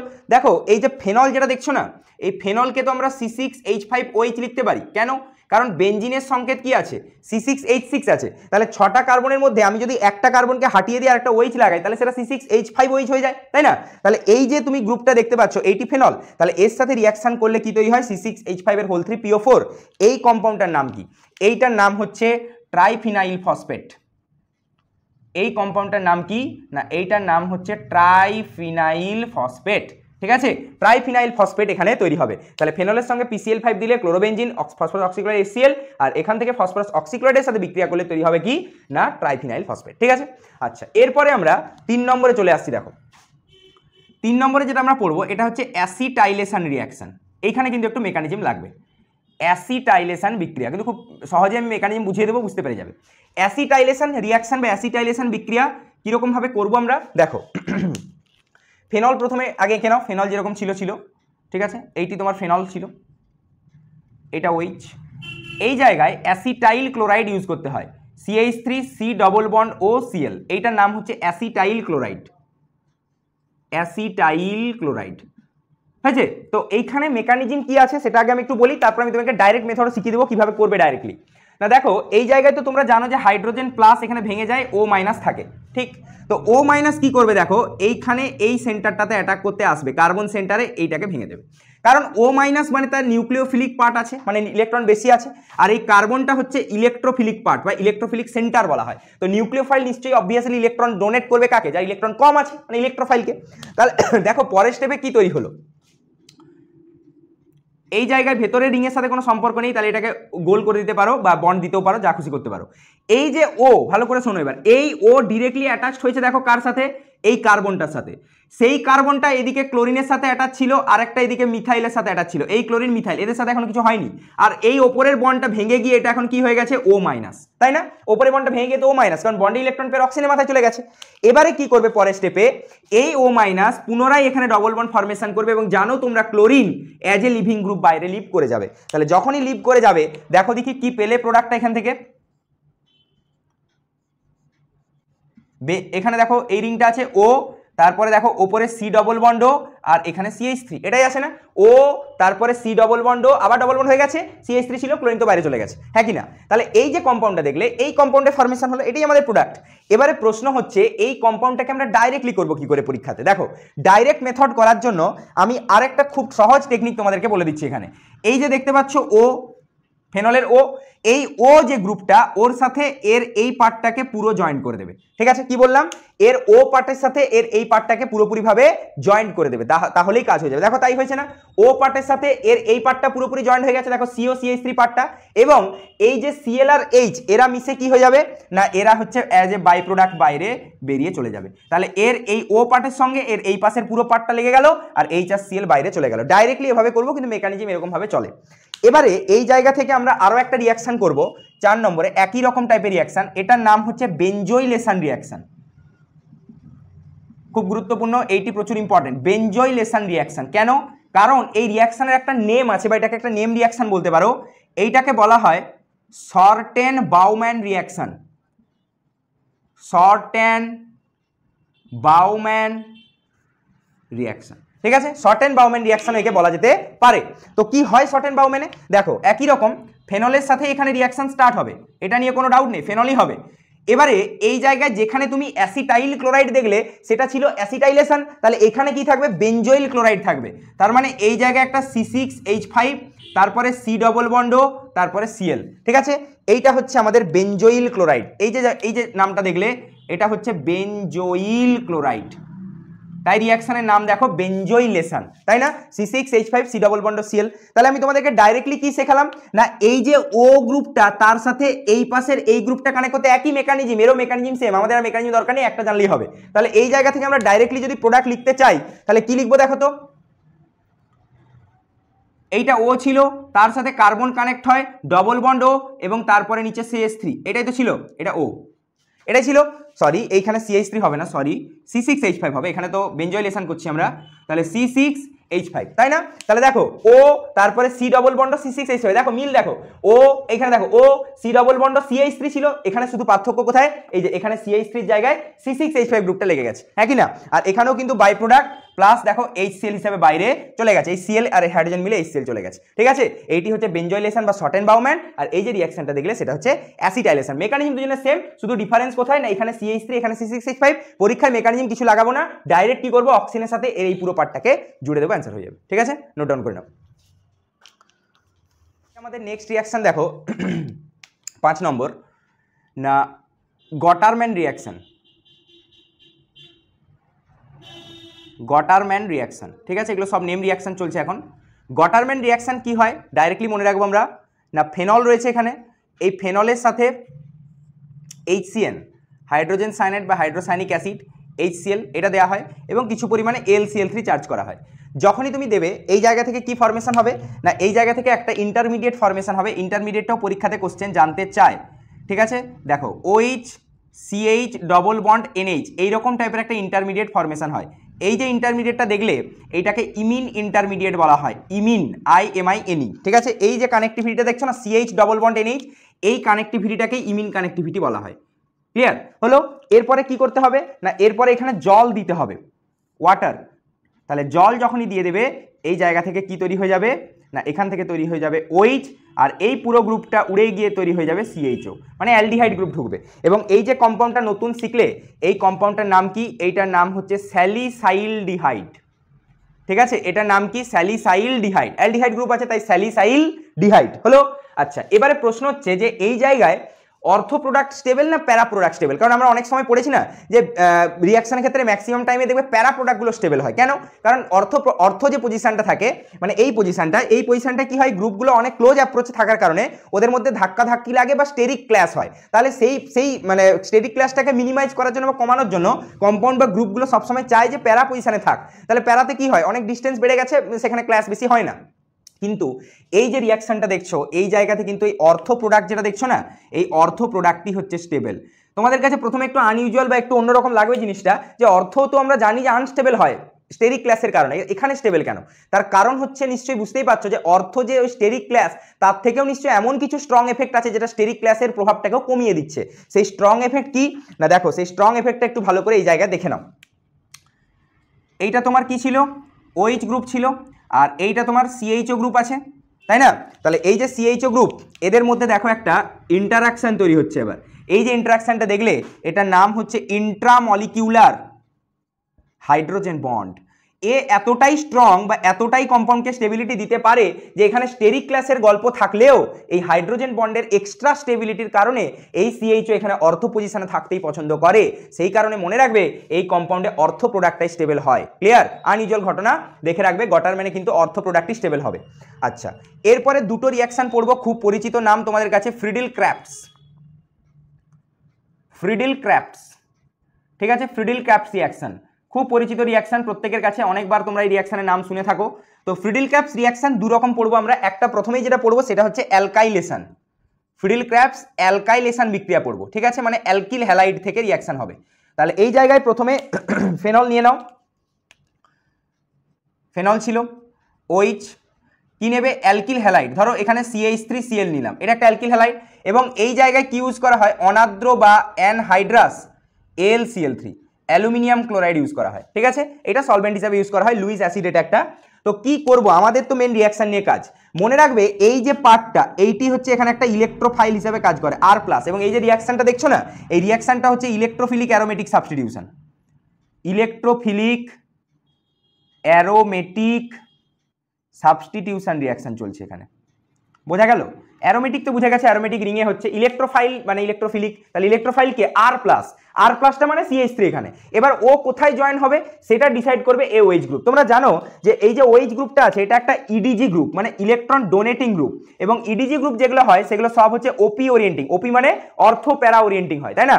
তাহলে এখানে কি কি প্রোডাক্ট দেবে, এই জায়গায় দেখো, এর রেসপেক্টে CH3 একবার এইখানে যাবে, আর এর রেসপেক্টে CH3 একবার প্যারাতে যাবে। ঠিক আছে, দুটো পজিশনই সম্ভব আছে, কিন্তু এই জায়গায় স্টেবল কোনটা না, প্যারা প্রোডাক্টই স্টেবল, কারণ এখানে হাইড্রোজেন বন্ডিং এর কোনো গল্প নেই। এই কম্পাউন্ডের নাম আমি আগে বলেছিলাম তোমাদেরকে, যখন কিছুক্ষণ আগে দেখবে ওই বিভিন্ন কম্পাউন্ডগুলোর কমন নেম নিয়ে আলোচনা করেছিলাম, দেখবে CH3 থাকলে ওখানে খেয়াল করে দেখবে এটার নাম বলা ছিল ক্রেসল, এটা ছিল অর্থোক্রেসল, এটা হচ্ছে প্যারাক্রেসল। এখানে হাইড্রোজেন বন্ডিং নেই, হাইড্রোজেন বন্ডিং না থাকলে সে প্যারা প্রোডাক্টই সবসময় স্টেবল হয়। আচ্ছা, এরপরে 2 নম্বরে যে বিক্রিয়াটা পড়বো সেটা হচ্ছে অ্যাসিটাইলেশন। অ্যাসিটাইলেশন বিক্রিয়া বা অনেকে অ্যাসাইলেশনও বলে, একই। ঠিক আছে, তো একই গল্প। এখানে কি ইউজ করবে না, ফেনল। এইখানে যে রিয়েজেন্টটা ইউজ করা হয় দেখো, CH3C ডবল বন্ড Cl, এইটা ইউজ করা হয়, এবং এই যে পুরো পার্টটা দেখছো না, এই পুরো পার্টটা হচ্ছে এখানে R+। ঠিক আছে, এই পুরো পার্টটা এখানে ইলেকট্রোফাইল হিসেবে কাজ করে। তাহলে লাগিয়ে দাও এখানে অর্থ প্যারা পজিশনে। এখানে OH ছিল, C ডবল বন্ড, এই যে C, তারপর ডবল বন্ড, তারপরে CH3, এটা একটা লাগিয়ে দাও, আর প্যারাতে একটা লাগিয়ে দাও। এখানে OH, C ডবল বন্ড, এইখানে CH3। ঠিক আছে, তাহলে একটা অর্থতে লেগে গেল। COCH3 তো লাগছে, দেখো না, COCH3 একবার অর্থ একবার প্যারা, এখানেও কিন্তু সেম ঘটনা, প্যারা product is the stable product. কি বললাম, কথাটা বোঝা গেল? ক্লিয়ার? এই হচ্ছে আমাদের টোটাল ফ্রিডেল ক্র্যাফটসের অ্যাসাইলেশন এবং অ্যাসিটাইলেশন এবং অ্যালকাইলেশনের বিক্রিয়া। এরপরে ফ্রিডেল ক্র্যাফটসের পরে আমরা যে রিয়াকশনটা নিয়ে আলোচনায় আসছি, দেখো আর একটা গুরুত্বপূর্ণ নেম রিয়াকশন, রাইমার-টিম্যান বিক্রিয়া, খুব ইম্পর্টেন্ট। রাইমার-টিম্যান রিয়াকশন প্রচুর ইম্পর্টেন্ট এই রিয়াকশন। ঠিক আছে, অনেক দিক থেকে ইম্পর্টেন্ট, সেটা বলছি আমি আস্তে আস্তে। তো রাইমার-টিম্যান রিয়াকশন প্রথমেই আগে কি দিয়ে করানো হয় সেইটা আগে দেখো। প্রথমেই এই রিয়াকশন, ফেনল তো আছে এটুকু তো সকলেই জানো, এর সাথে কি রিয়াকশন করানো হবে এরপরে CHCl3 মানে ক্লোরোফর্ম, এবং একটা এখানে বেস চার্জ করা হয়, সেই বেসটা তুমি KOH নিতে পারো, সেই বেসটা তুমি NaOH নিতে পারো, সেটা তোমার পছন্দের। যখনই তুমি এই রকম বেস চার্জ করে দেবে, প্রোডাক্ট কি দেখতে পাবে না, প্রোডাক্ট দেখতে পাবে এইখানে তোমার ফেনল যেরকম ছিল অর্থো পজিশনে CHO, মানে এই কম্পাউন্ডটাকে তোমরা একটু আগে দেখে এলে গটারম্যানে স্যালিসাইলডিহাইড, এটাই তৈরি হবে। ঠিক আছে, কিন্তু অন্য মেথডে তৈরি হবে। এবার এটা তো ডাইরেক্টলি আমরা মনে রাখলাম যে এখানে স্যালিসাইলডিহাইড তৈরি হচ্ছে, এই ব্যাপার, প্রোডাক্ট হচ্ছে রিঅ্যাকট্যান্ট, ঠিক আছে। এবারে প্রশ্ন হচ্ছে এই জায়গায় আরেকটা অন্য প্রশ্ন জিজ্ঞেস করে যে এই রিঅ্যাকশন কোন ইন্টারমিডিয়েটের থ্রু দিয়ে চলে, ঠিক আছে। তো এইটা নিয়ে আমরা একটু আলোচনা করে নিই এবার, যে এই রিঅ্যাকশনের ইন্টারমিডিয়েট কে। ইন্টারমিডিয়েট মানে ইন্টারমিডিয়েট হচ্ছে এমন একটা জিনিস যার থ্রু দিয়ে রিঅ্যাকশনটা চলে। মানে ধরো এই রিঅ্যাকট্যান্ট থেকে রিঅ্যাকশন চালু হলো, তো মাঝখানে এমন একটা স্টেপ আসবে যেটার পরে প্রোডাক্ট ফরমেশন হয়, ওই মাঝখানে স্টেপটাকে ইন্টারমিডিয়েট বলা হয়। তো এই রিঅ্যাকশনে ইন্টারমিডিয়েট বলবো কি করে, দেখে নাও ভালো করে। এইখানে তোমার ক্লোরোফর্ম আছে, কিভাবে করছি দেখো, এইটা ক্লোরোফর্মের স্ট্রাকচার। এবারে এই জায়গায় তুমি একটা বেস নিয়ে রেখেছো KOH বা NOH, তাহলে এই বেস কি করবে, OH মাইনাস এই হাইড্রোজেনটাকে ধরবে এবং এখান থেকে এই বন্ডটাকে ভেঙে তার ইলেকট্রন পেয়ারটাকে কার্বনের মাথায় দিয়ে দেবে। দিলে কি দেখতে পাবে না, এইখানে তোমার ক্লোরিন একটা দুটো তিনটে, আর কার্বনের মাথায় চলে গেছে কে, মাইনাস চার্জ। কেন, বন্ডের ইলেকট্রন পেয়ার পুরোটাই কার্বনের মাথায়, মানে কার্বন এখন ইলেকট্রন বেশি নিয়ে আছে। এবারে পরের স্টেপে কি হবে, এই যে ক্লোরিন যে কোনো একটা এই পুরো বন্ডের ইলেকট্রন পেয়ারটাকে নিয়ে বাইরে ভেঙে চলে যাবে। পুরো বন্ডের ইলেকট্রন যা যা ছিল ওই দুটো ইলেকট্রনকে নিয়ে বাইরে চলে যাবে, যে কোনো একটা ক্লোরিন হতে পারে। যখনই চলে যাবে দেখো তো সিচুয়েশন কি এলো, এখানে ক্লোরিন ছিল, এখানে ক্লোরিন ছিল, এবং এই জায়গায় দেখো দুটো লোন পেয়ার দিয়ে গেল, কারণ ও তো ইলেকট্রন নিয়ে চলে গেছে এখন বন্ডে, তার মানে কি এখন ইলেকট্রন কমছে এখন। এইটাই হচ্ছে ইন্টারমিডিয়েট। এবার এইটাকে আমরা একটু ভালো করে জাজমেন্ট করব। এই যে ইন্টারমিডিয়েটটা বা এই যে জায়গাটা দেখলে, এই ইন্টারমিডিয়েটটাকে বলা হয় কার্বিন ইন্টারমিডিয়েট বলা হয় এটাকে, ঠিক আছে, কার্বিন ইন্টারমিডিয়েট বলা হয়। ঠিক আছে, তো এইরকম যে স্ট্রাকচার দেখছি আমরা, এই স্ট্রাকচারটাকে আরেকটু মডিফাই করে বা আরেকটু ভালো করে স্ট্রাকচারটাকে আঁকবো। কিরকম দেখতে দেখো কার্বিন ইন্টারমিডিয়েট, এইটা হচ্ছে আমাদের লোন পেয়ার, এবং ওপরের এরকম দুটো লোব, এই লোব দুটো হচ্ছে ফাঁকা থাকে। তাহলে কার্বিন সম্পর্কে কতগুলো কথা বলে দিই। এই যে কার্বিনটা দেখলে এটাই হচ্ছে ইন্টারমিডিয়েট, এইটার নাম হচ্ছে ডাইক্লোরোকার্বিন। ঠিক আছে, এটার নাম কি বললাম, ডাইক্লোরোকার্বিন বা CCl2। পরীক্ষার অপশানে তোমরা এরকম দেখতে পাবে CCl2 উপরে দুটো ডট, মানে এই ইন্টারমিডিয়েটটাই অ্যাকচুয়ালি এই রিঅ্যাকশনের ইন্টারমিডিয়েট। ঠিক আছে, CCl2 ডবল ডট। ঠিক আছে, এটাও যা সেম একই ডাইক্লোরোকার্বিন, এটাও বলো, বুঝতে পারা গেল, ক্লিয়ার। এইটি হচ্ছে আমাদের কি না ডাইক্লোরোকার্বিন বা CCl2 উপরে দুটো লোন পেয়ার। এই রিয়েজেন্ট বা এই পার্টিকুলার ইন্টারমিডিয়েট, ঠিক আছে, এই রিঅ্যাকশনে তৈরি হয়। এটাই পরীক্ষাতে জানতে চায় যে এই জায়গার বা রাইমার-টিমেন বিক্রিয়ার ইন্টারমিডিয়েট কি না ডাইক্লোরোকার্বিন। ঠিক আছে, আর কার্বিন সম্পর্কে একটা কথা মনে রাখবে, এটা হচ্ছে ইলেকট্রন ডেফিসিয়েন্ট সিস্টেম, মানে ইলেকট্রনের ঘাটতি আছে, ইলেকট্রন ডেফিসিয়েন্ট সিস্টেম। হয়েছে, কটা ইলেকট্রন কন্টেন্ট করে না 6 ইলেকট্রন, কারণ তোমরা জানো অষ্টক পূর্ণ নেই এর, তাই না, অষ্টক পূর্ণ করলে তো স্টেবল হয়, তাহলে এর হচ্ছে ইলেকট্রন 6টা আছে, মানে অষ্টক পূর্তি হয়নি, সেই জন্য ইলেকট্রন ডেফিসিয়েন্ট সিস্টেম। ঠিক আছে, আচ্ছা, এবারে এই রিঅ্যাকশনটারই আরও একটা ভার্জন আছে, সেইটা একটু ভালো করে দেখে নাও। কি না, এটা রাইমার-টিনেরই আর একটা পার্ট।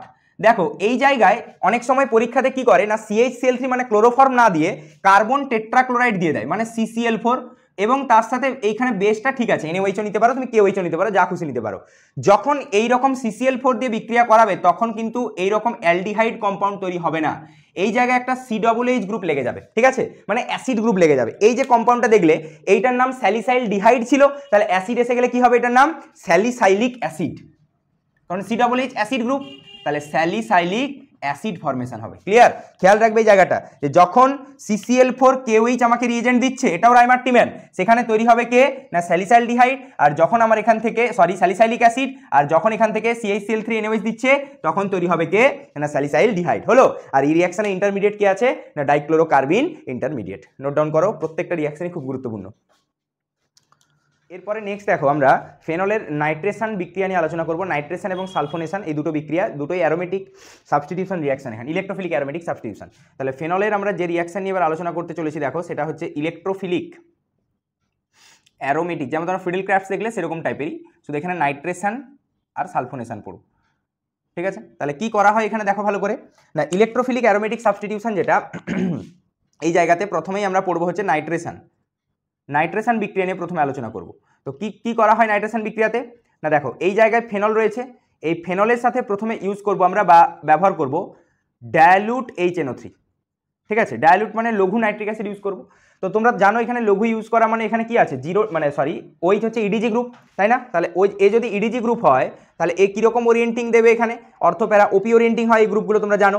আর HNO3 থেকে যে ইলেকট্রোফাইলটা বেরায় সেটাও তোমরা জানো, এর আগে হ্যালোঅ্যালকেনে পড়েছো NO2+, এই ইলেকট্রোফাইলটা বেরায়। তাহলে এই ইলেকট্রোফাইলটা কোথায় লাগবে? একবার অর্থতে একবার প্যারাতে, তাহলে লাগিয়ে দাও।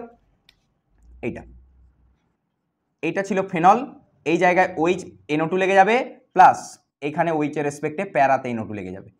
বোঝা গেল? ক্লিয়ার? এইটার নাম হচ্ছে কি না, এটার নাম হচ্ছে অর্থো নাইট্রোফেনল, কারণ অর্থ পজিশনে নাইট্রো গ্রুপ আছে, NO2 কে নাইট্রো গ্রুপ বলা হয়, আর এটার নাম হচ্ছে কি না প্যারা নাইট্রোফেনল। ক্লিয়ার হয়ে গেল নাইট্রেশন।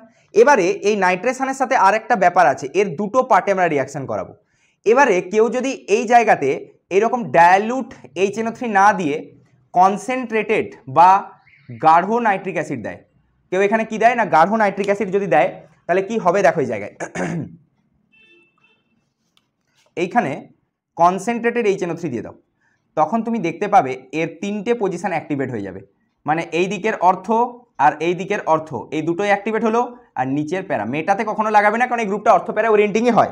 এই যে কম্পাউন্ডটা দেখলে, এটার নাম তোমরা পড়ে এসেছিলে যখন আমি এই কম্পাউন্ডগুলো পরিচিতি দিচ্ছিলাম তোমাদেরকে। আগে এমনি নাম বলি, 2,4,6 ট্রাইনাইট্রোফেনল, বা এটাকেই তোমরা পড়লে পিক্রিক অ্যাসিড। অ্যাসিড গ্রুপ নেই কিন্তু অ্যাসিড, ঠিক আছে? তাহলে এইটা আমরা পিক্রিক অ্যাসিডের ফরমেশনটা পড়লাম, দেখো কনসেন্ট্রেটেড HNO3 দেওয়ার ফল। এরপর নেক্সট আমরা নাইট্রেশন বিক্রিয়া পড়ে নিলাম। এখানে নাইট্রেশন আমাদের পড়া হয়ে গেল, এটা 8 নম্বর চলছে এখানে। আচ্ছা, এরপরে আমরা 9 নম্বরে যে বিক্রিয়াটা পড়বো দেখো, সেটা হচ্ছে সালফোনেশন। ঠিক আছে, সালফোনেশন বিক্রিয়া পড়বো। তো সালফোনেশন বিক্রিয়া কি? খুব সিম্পল, এখানে SO3H অ্যাড হয়ে যাবে, আর কিচ্ছু হবে না। ঠিক আছে, তাহলে এই জায়গা থেকে ফেনল নিয়ে নাও, সিম্পল জিনিস, খুব বেশি গুরুত্বপূর্ণ নয়। ঠিক আছে, তো এইখানে কি নাও, এখানে প্রথমে নিয়ে নাও ফিউমিং H2SO4, তোমরা ওলিয়ামও নিতে পারো, ফিউমিং H2SO4 নিয়ে নাও। ঠিক আছে, যখনই নেবে এইখানে টেম্পারেচার একবার লো রাখো।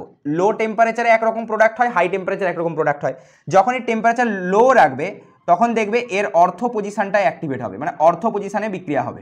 ঠিক আছে, এবারে এরই একই জিনিস যখন তুমি হাই টেম্পারেচারে করবে, মানে টেম্পারেচার অনেক বেশি রাখবে, তখন দেখবে এর প্যারা পজিশনটা অ্যাক্টিভেট হয়ে যাবে, মানে এই জায়গায় তখন SO3H গ্রুপটা লাগবে। এবং তোমরা জানো যে সালফিউরিক অ্যাসিড থেকে কোন ইলেকট্রোফাইল বেরিয়ে আসে না SO3H+, এই ইলেকট্রোফাইল বেরিয়ে আসে। তাহলে এটাই লাগছে একবার অর্থতে একবার প্যারাতে। কি বললাম কথাটা বুঝতে পারলে? এই দুটো ইলেকট্রোফাইল বেরিয়ে আসে, তাহলে এই দুটো ইলেকট্রোফাইল একবার অর্থতে লাগছে আর একবার প্যারাতে লাগছে। ক্লিয়ার? এই হচ্ছে আমাদের কি না সালফোনেশন বিক্রিয়া। এরপরে নেক্সট আমরা চলে আসছি, দেখো 10 নম্বরে যেটা পড়বো সেটা হচ্ছে ব্রোমিনেশন রিয়াকশন। এটাও খুব গুরুত্বপূর্ণ, ব্রোমিনেশন। ঠিক আছে, ব্রোমিনেশন রিয়াকশন পড়বো আমরা। তো ব্রোমিনেশন রিয়াকশনও দুটো টাইপের হয় বা দুভাবে হয় বলতে পারো। কি কি দুভাবে দেখছি আমরা, দেখো। তো প্রথমেই আমরা 1 নম্বরে ফেনল। তো ব্রোমিনেশন মানে ব্রোমিন তো লাগবে, এইটুকু জানো, কিন্তু এই জায়গায় একটা সলভেন্টের ব্যাপার আছে। ঠিক আছে, তো আমি প্রথমে একটা সলভেন্ট নিলাম CH2, কার্বন ডাইসালফাইড। তো এটা ব্যাপার নয়, ব্যাপার হচ্ছে এখানে সলভেন্ট দুরকম টাইপের থাকতে পারে। একটা হচ্ছে নন পোলার, মানে অধ্রুবীয় সলভেন্ট থাকতে পারে, আর একটা পোলার মানে জলের মতো সলভেন্ট থাকতে পারে। তো এখানে সলভেন্টের উপর ডিপেন্ড করে কিন্তু প্রোডাক্ট ডিফারেন্ট হতে পারে। কীরকম? এই যে ব্রোমিন, তাহলে এই ব্রোমিন থেকে তোমরা কি জানো না, ব্রোমিন থেকে তোমরা জানো একটা ইলেকট্রোফাইল বেরোয়, এটাও ইলেকট্রোফিলিক অ্যারোমেটিক সাবস্টিটিউশন Br+। তাহলে Br+ কোথায় জুড়বে? আইদার অর্থ নয়তো প্যারা, তাহলে দুটো পজিশনে জুড়ে দাও। এখানে OH আছে, এইটা একবার এখানে লাগতে পারে, প্লাস একবার কোন পজিশনে লাগতে পারে না প্যারাতে। এখানে মেজর কিন্তু প্যারাই হবে, কারণ এখানে কোনো হাইড্রোজেন বন্ডিংয়ের গল্প নেই। এটা নন পোলার দিলে এরকম প্রোডাক্ট হয়। এবারে বিতে এসো, বিতে কি হবে না, এই জায়গায় যদি তুমি এবার পোলার সলভেন্ট ইউজ করো, রিয়েজেন্ট একই আছে, ব্রোমিনই থাকবে এখানে Br2। এবার তুমি যদি জল ইউজ করো এখানে, ওয়াটার। ঠিক আছে, ওয়াটার কীরকম টাইপের সলভেন্ট? পোলার, দুটো পোল আছে জলের, তোমরা জানো, ওয়াটার পোলার সলভেন্ট।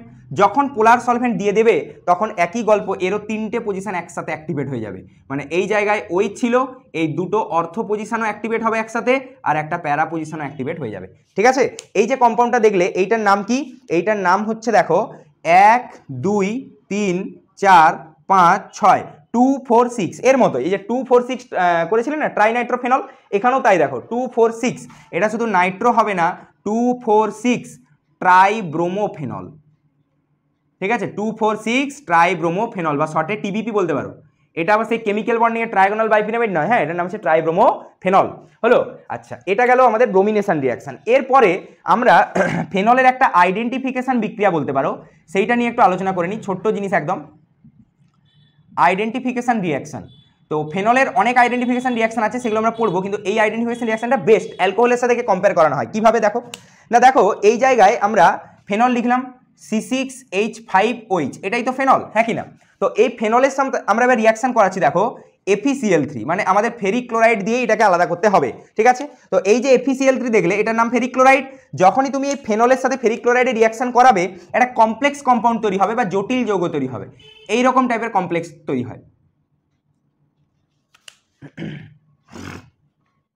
FeOC6H5 3-, ঠিক আছে, এইরকম টাইপের কমপ্লেক্স তৈরি হয়। এবং এই যে কমপ্লেক্সটা দেখলে এই কমপ্লেক্সটার কালারটা হচ্ছে ভায়োলেট। কিরকম টাইপের কালার হবে? ভায়োলেট। তাহলে দেখো ফেনলের সাথে তুমি যদি ফেরিক ক্লোরাইডে রিয়াকশন করাও তাহলে দেখো ভায়োলেট কালারের একটা সলিউশন তৈরি হবে বা কমপ্লেক্স কম্পাউন্ড তৈরি হবে। তাহলে তুমি বুঝতে পারবে সেখান থেকে কি রয়েছে, ফেনল রয়েছে। কিন্তু এই কম্পাউন্ডটাকে তুমি যদি অ্যালকোহল দিয়ে বিক্রিয়া করাতে চাও না, C6H5OH FeCl3, ঠিক আছে, দেখবে এখান থেকে কোনো বিক্রিয়া হবে না, নো রিয়াকশন, এখান থেকে কোনো বিক্রিয়া হবে না। তাহলে কি বুঝতে পারলে এখান থেকে? এই যে কম্পাউন্ডটা ছিল এটা তো ফেনল ছিল, যার টেস্ট তুমি করলে, আর এটা তোমার ইথাইল অ্যালকোহল, জানো তোমরা ইথাইল অ্যালকোহল পড়েছো তোমরা এর আগে। তাহলে এর সাথে কিন্তু দেখো FeCl3 কোনো বিক্রিয়া হলো না। তাহলে এই যে রিয়েজেন্টটা FeCl3, এটা দিয়ে কিন্তু অ্যালকোহল এবং ফেনলকে ডিফারেন্সিয়েট করা যায় বা আইডেন্টিফাই করা সম্ভব, ঠিক আছে। এই জায়গাটা নোট ডাউন করো, তারপর নেক্সট রিয়াকশনগুলোতে আসছি। এরপরে দেখো আমরা কতগুলো ছোট ছোট রিয়াকশন নিয়ে আলোচনা করে নিই ফেনলের। তো প্রথমেই আমরা যেমন দেখো তোমরা সেই বেঞ্জিন থেকে ফেনল করলে না, ইয়ে থেকে সালফিউরিক অ্যাসিড বা ওলিয়াম দিয়ে, সেরকম আমরা এখন ফেনল থেকে বেঞ্জিন করবো। দেখো কী করে, এগুলো পরীক্ষাতে পড়ে। তো এই জায়গায় দেখো এটা আমার ফেনল ছিল, এখানে রিয়াকশান করিয়ে দাও জেডেন ডাস্ট দিয়ে, মানে জিঙ্কের গুঁড়ো, ঠিক আছে, দিলেই দেখবে ফেনল তৈরি হয়ে যাবে, সরি বেঞ্জিন তৈরি হয়ে যাবে। এইখানে জেডেন ডাস্ট নিয়ে নাও, ঠিক আছে, জেডেন ডাস্ট নিলে কি দেখতে পাবে এখান থেকে না, বেঞ্জিন ফর্মেশন হবে এবং তার সাথে বাই প্রোডাক্ট হিসেবে জিঙ্ক অক্সাইড ফর্মেশন হয়ে যাবে, ঠিক আছে। তাহলে এইটি হচ্ছে আমাদের রিয়াকশান কিসের জন্য না, ফেনল থেকে বেঞ্জিন ফর্মেশন করার জন্য। খুব সিম্পল রিয়াকশন, কিছু নেই, ঠিক আছে। ফেনলের মধ্যে জেডেন ডাস্ট দিলেই বেঞ্জিন তৈরি হয়। এই প্রসেসগুলো অনেক কাজে লাগে, দেখবে অনেক রিয়াকশন, এগুলো হয়তো ডাইরেক্ট অনেক সময় পড়ে না, কিছু কিছু রিয়াকশন করতে গেলে দেখবে কাজে লাগতে পারে। আচ্ছা, এরপর 13 নম্বরে যে বিক্রিয়াটা পড়বো সেটা হচ্ছে অক্সিডেশন অফ অ্যালকোহল বা ফেনল, অ্যালকোহল নয় এখানে, সরি ফেনল, ফেনলের অক্সিডেশন করবো আমরা, ঠিক আছে। তো কি তৈরি হবে দেখো, অক্সিডেশন মানে জারণ, তোমরা প্রত্যেকেই জানো এখানে। তো এইখানে আমার OH আছে, তো জারণ করার জন্য তুমি কি কি ইউজ করতে পারো, একটা হচ্ছে কেউ K2Cr2O7 এবং অ্যাসিড, এটা ইউজ করতে পারে, পটাশিয়াম ডাইক্রোমেট এটা ইউজ করতে পারে, বা আরও একটা রিয়েজেন্ট আছে CrO2Cl2, এই যে রিয়েজেন্টটা এইটার নাম হচ্ছে ক্রোমিল ক্লোরাইড, ঠিক আছে। এই যে রিয়েজেন্টটা দেখলে এটার নাম হচ্ছে ক্রোমিল ক্লোরাইড, এটাও ইউজ করতে পারো, এটাও কিন্তু একটা ভালো অক্সিডাইজিং এজেন্ট। যখনই তুমি ফেনলকে অক্সিডাইজ করবে কি দেখতে পাবে না, খানিকটা এরকম টাইপের যৌগ তৈরি হয়। এগুলো ডাইরেক্ট মনে রাখবে, জাস্ট প্র্যাকটিসের মাধ্যমে, আর কিছু নেই এখানে, কোনো রকম বেশি মেকানিজমের মাথা ঘামানো নেই। এইটার নাম হচ্ছে প্যারাহাইড্রক্সি বেঞ্জোকুইনন, প্যারাহাইড্রক্সি বেঞ্জোকুইনন, ঠিক আছে, প্যারাহাইড্রক্সি বেঞ্জোকুইনন বা অনেকে প্যারা বেঞ্জোকুইননও একে বলে থাকে। কি বললাম কথাটা বুঝতে পারলে? অর এর আরও একটা নাম আছে প্যারাবেঞ্জোকুইনন, এই নামেও ডাকা হয়, ক্লিয়ার, প্যারাবেঞ্জোকুইনন, ক্লিয়ার, প্যারাবেঞ্জোকুইনন। এইটি হচ্ছে আমাদের অক্সিডেশন অফ ফেনল। এরপরে আমরা নেক্সট আরেকটা রিয়াকশনে আসছি, hydrogenation of phenol. Hydrogenation, hydrogenation মানে তোমরা জানো হাইড্রোজেন অ্যাডিশন হবে, হাইড্রোজিনেশন অফ ফেনল। ফেনলের হাইড্রোজিনেশন করলে কি হবে দেখো না, দেখো ফেনলের হাইড্রোজিনেশন করলে কি তৈরি হয়, তার আগে দেখো হাইড্রোজিনেশনের জন্য রিয়েজেন্ট কি কি লাগে না, H2 মানে হাইড্রোজেন তো লাগবেই, তার সাথে নিকেল ক্যাটালিস্ট, তোমরা এই রিয়াকশন পড়েছো এর আগে, বা অনেকে ইউজ করে দেখবে H2 প্যালাডিয়াম, বা দেখবে ইউজ করা হয় H2 প্ল্যাটিনাম, বা অনেকে র্যানি নিকেল ইউজ করে দেখবে, এতগুলো রিয়াকশন রিয়েজেন্ট ইউজ করতে পারো। যখন দেখবে ইউজ করবে এই বেঞ্জিনের ভেতর যে ডবল বন্ডগুলো ছিল না, প্রত্যেকটা ডবল বন্ড আউট হয়ে যাবে, দিয়ে শুধুমাত্র এইরকম টাইপের একটা সাইক্লোহেক্সেন রিং তৈরি হবে। তাহলে এইটা যদি আমি বাদ দিই এই OH গ্রুপটা, তাহলে এই পুরো রিংটার নাম কি, সাইক্লোহেক্সেন, এবং তার সাথে দেখো একটা OH গ্রুপ লাগানো আছে, এ কিন্তু আর ফেনল নয় এখন, বুঝতে পারলে, এ এখন একটা অ্যালকোহল গ্রুপে ট্রান্সফার হয়ে গেছে, এটার নাম হচ্ছে সাইক্লোহেক্সানল, সাইক্লোহেক্সানল। কারণ ফেনল হতে গেলে এইখানের কার্বনের হাইব্রিডাইজেশন sp2 হতে হবে, এই কার্বন এখন sp3 হাইব্রিডাইজ, কারণ এই জায়গায় একটা হাইড্রোজেন বসে আছে এখন, ঠিক আছে। তাহলে এটা কিন্তু আর ফেনল নয়, এটা কিন্তু সাইক্লোহেক্সানল বা অ্যালকোহল কম্পাউন্ডে ট্রান্সফার হয়ে গেছে, ক্লিয়ার। তাহলে এইটি হচ্ছে আমাদের জেডেন ডাস্ট, অক্সিডেশন এবং হাইড্রোজেনেশন। এরপর নেক্সট রিয়াকশন আমরা চলে আসছি, দেখো 15 নম্বরে, এটাকে আমরা নেম রিয়াকশন বলতে পারো এলপস রিয়াকশন, EL, আচ্ছা মুছে দাও, ELBS, এলপস, এলপস রিয়াকশন, ঠিক আছে। তো এলপস রিয়াকশন কিভাবে করা হয় বা এখানে রিয়েজেন্ট কি আছে দেখে নাও না, এলপস রিয়াকশনে যে রিয়েজেন্টটা ইউজ করা হয় তার নাম হচ্ছে পটাশিয়াম পার ডাইসালফেট। তো কিরকম তার সংকেত এইটি হচ্ছে আমাদের ফেনল। এইখানে ইউজ করা হবে K2H2O8, এইটার নামই হচ্ছে পটাশিয়াম পারডাইসালফেট।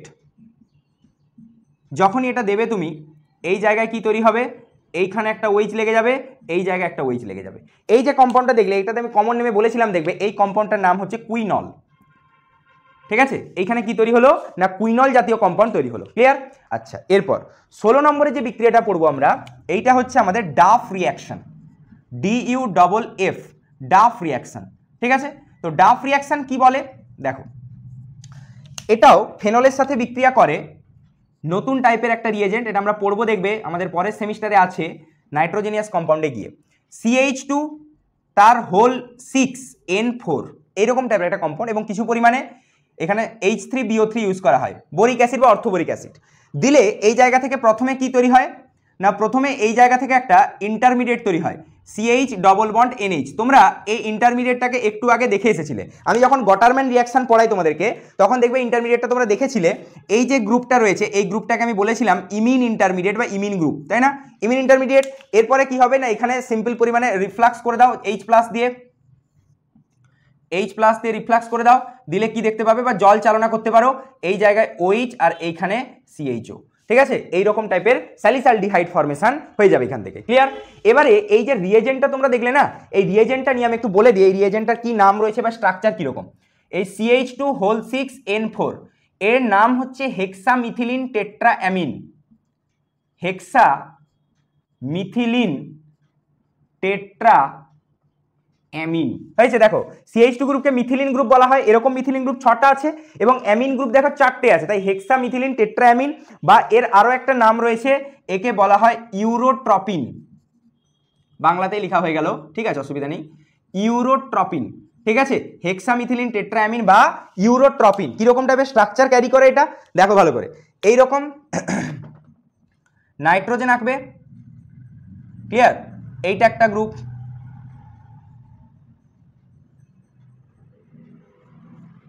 ঠিক আছে, এইটা হচ্ছে হেক্সামিথিলিন টেট্রাঅ্যামিন। দেখো নাইট্রোজেন 4টা, টেট্রা, এখানে হেক্সামিথিলিন দেখো, মিথিলিন গ্রুপ কটা, 1টা 2টো 3টে 4টা 5টা 6টা, এগুলো সব একটা করে মিথিলিন গ্রুপ আছে। CH2 গ্রুপ এগুলো হচ্ছে সব CH2, এইখানে একটা হাইড্রোজেন থাকবে, এইখানে একটা হাইড্রোজেন থাকবে, আমরা পরে এই স্ট্রাকচারে জানবো, তবুও বলে দিলাম এইটি হচ্ছে আমাদের হেক্সামিথিলিন টেট্রাঅ্যামিন। একটা দেখো খাঁচা বা কেজের মতো স্ট্রাকচার। ঠিক আছে, তো এইটি হচ্ছে আমাদের কি না ডাফ রিয়াকশন, নোট ডাউন করো। এরপরে দেখো ফেনলের আমরা দুটো ইম্পর্টেন্ট আইডেন্টিফিকেশন বিক্রিয়া এবং সাথে সাথে এটা নেম রিয়াকশন অলসো, এগুলো নিয়ে আলোচনা করি, খুব গুরুত্বপূর্ণ রিয়াকশন, যেমন তোমার FeCl3 টেস্ট দেখলে সেরকম এই দুটোও কিন্তু আইডেন্টিফিকেশন বিক্রিয়া ফেনলের। তো কি কি রয়েছে, প্রথমেই যে বিক্রিয়াটা নিয়ে আলোচনা করবো আমরা, এইটার নাম হচ্ছে লিবারম্যান রিয়াকশন, লিবারম্যান রিয়াকশন বা লিবারম্যান বিক্রিয়া। কি করা হয় লিবারম্যান বিক্রিয়াতে, আইডেন্টিফিকেশন মানে তো বুঝতেই পেরেছো, এখানে কালার চেঞ্জের একটা ব্যাপার আছে। তো প্রথমেই লিবারম্যান আগে ফেনলের সাথে ডিরেক্টলি বিক্রিয়া করানো হয় না, ফেনলকে একটা কম্পাউন্ডে ট্রান্সফার করা হয়, তারপরে বিক্রিয়া করানো হয়। ধরো এইটা আমার এখানে ফেনল আছে, একে বিক্রিয়া করানো হয় NaNO2 ডাইলুট HCl দিয়ে। ঠিক আছে, যখনই একে বিক্রিয়া করাবে NaNO2 ডাইলুট HCl দিয়ে, কি তৈরি হবে এই জায়গায় না, এইরকম টাইপের কিছু প্রোডাক্ট তৈরি হবে। এই জায়গায় একটা NO গ্রুপ লেগে যাবে, এখানে OH গ্রুপ লেগে যাবে। এই যে কম্পাউন্ডটা দেখলে, এটার নাম হচ্ছে প্যারা, P মানে প্যারা নাইট্রোসোফেনল, এইটি তৈরি হবে। ঠিক আছে, প্যারা নাইট্রোসোফেনল। এরপরে কি হবে, এই প্যারা নাইট্রোসোফেনলের সাথে আমি এদিকে চলে আসছি, প্যারা নাইট্রোসোফেনল যেটা, এর সাথে আবার 1 মোল ফেনল আসবে বিক্রিয়া করতে। ঠিক আছে, এখানে কে আসবে বিক্রিয়া করতে না, ফেনল আসবে বিক্রিয়া করতে, বোঝা গেল। আর কিছু পরিমাণ এখানে H2SO4 নিয়ে নেওয়া হয়, এটি বিক্রিয়া করতে আসে। যখনই বিক্রিয়া করে কি তৈরি হয় দেখো, এরকম টাইপের কিছু প্রোডাক্ট তৈরি হয়,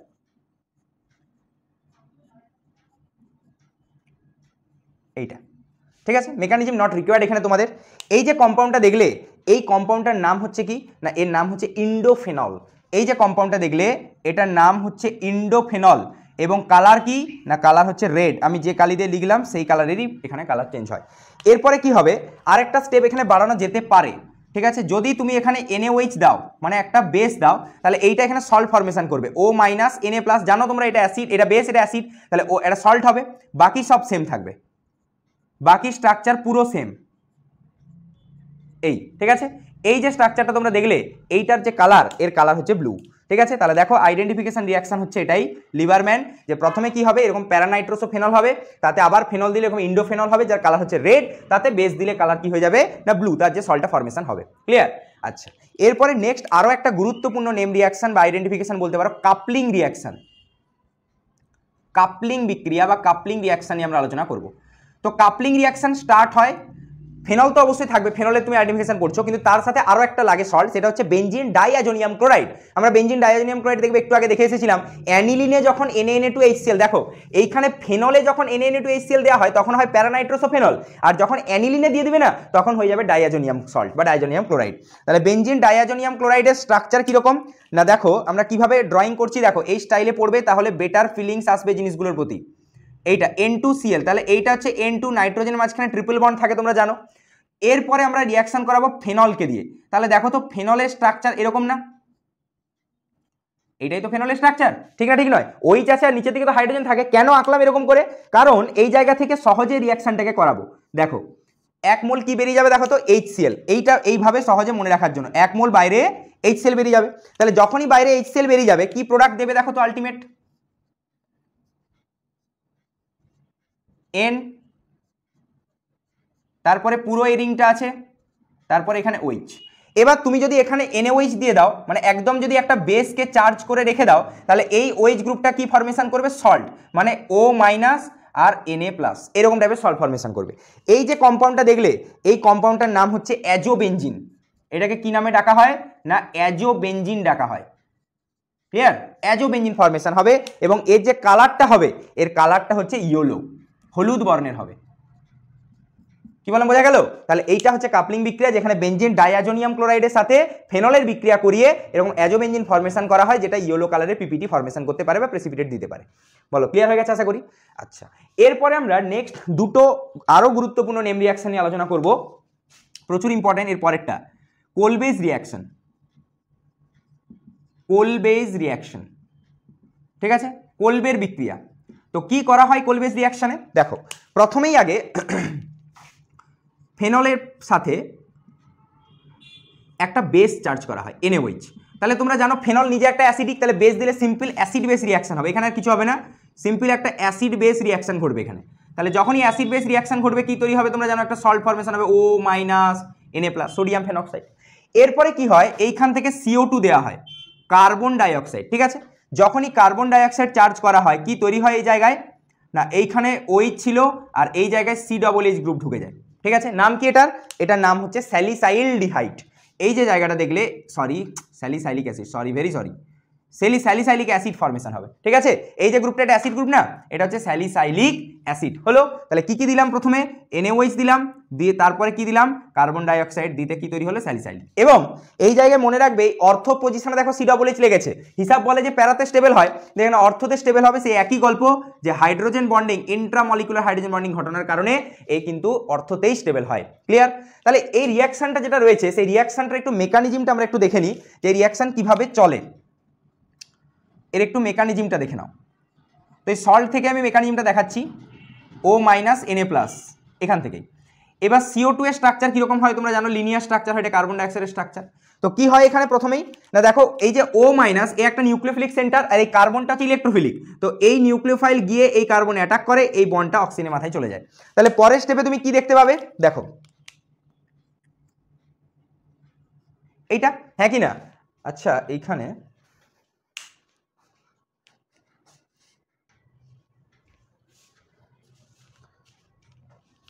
এবারে এসো এই রিয়াকশনের মেকানিজমটা সম্পর্কে আমরা একটু জেনে নিই, যে রিয়াকশন কি মেকানিজম ফলো করে বা কিভাবে এর মেকানিজম ফলো করে প্রোডাক্ট ফরমেশন হয়।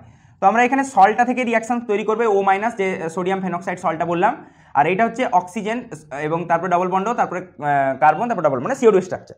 তো এবারে কি হবে দেখো ভালো করে, এইটা নিউক্লিওফিলিক সেন্টার, কার্বনটা ইলেকট্রোফিলিক সেন্টার, তাহলে নিউক্লিওফাইল ইলেকট্রোফাইলকে অ্যাটাক করবে, এইখানে ডবল বন্ড আসবে, এই ডবল বন্ডটা গিয়ে অ্যাটাক করবে, এটা খুলে যাবে, কারণ অর্থ পজিশনে প্রোডাক্ট ফরমেশন করতে হবে।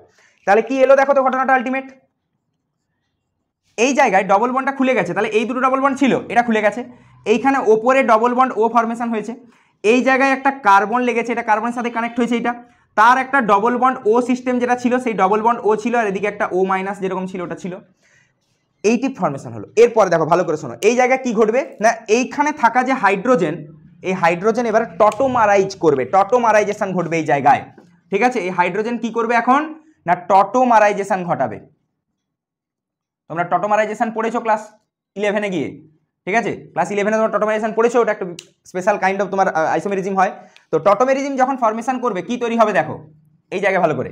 তো এই যে ডবল বন্ড আবার আগের মতো ফিরে গেল, এইখানে দেখো একটা OH গ্রুপ হয়ে গেছে, তাই না? আর এইটা কি ছিল C double bond O minus, এই জায়গায় একটা অ্যাসিড বা জল দিয়ে রিফ্লাক্স করে দাও, দিলে কি পাবে দেখো তো, এইখান থেকে ছিল তোমার OH আর C ডবল O মাইনাস একটা হাইড্রোজেনকে নিয়ে কি হয়ে গেছে অ্যাসিড গ্রুপ। এটাই তো তোমার স্যালিসাইলিক অ্যাসিড ছিল, হ্যাঁ কি না? এই প্রোডাক্টটাই তো তুমি তৈরি করেছিলে ওখানে, তাহলে এই মেকানিজমের মাধ্যমে তৈরি হলো কি না স্যালিসাইলিক অ্যাসিড। ক্লিয়ার হয়েছে? এইটি হচ্ছে কোলবে রিয়াকশন।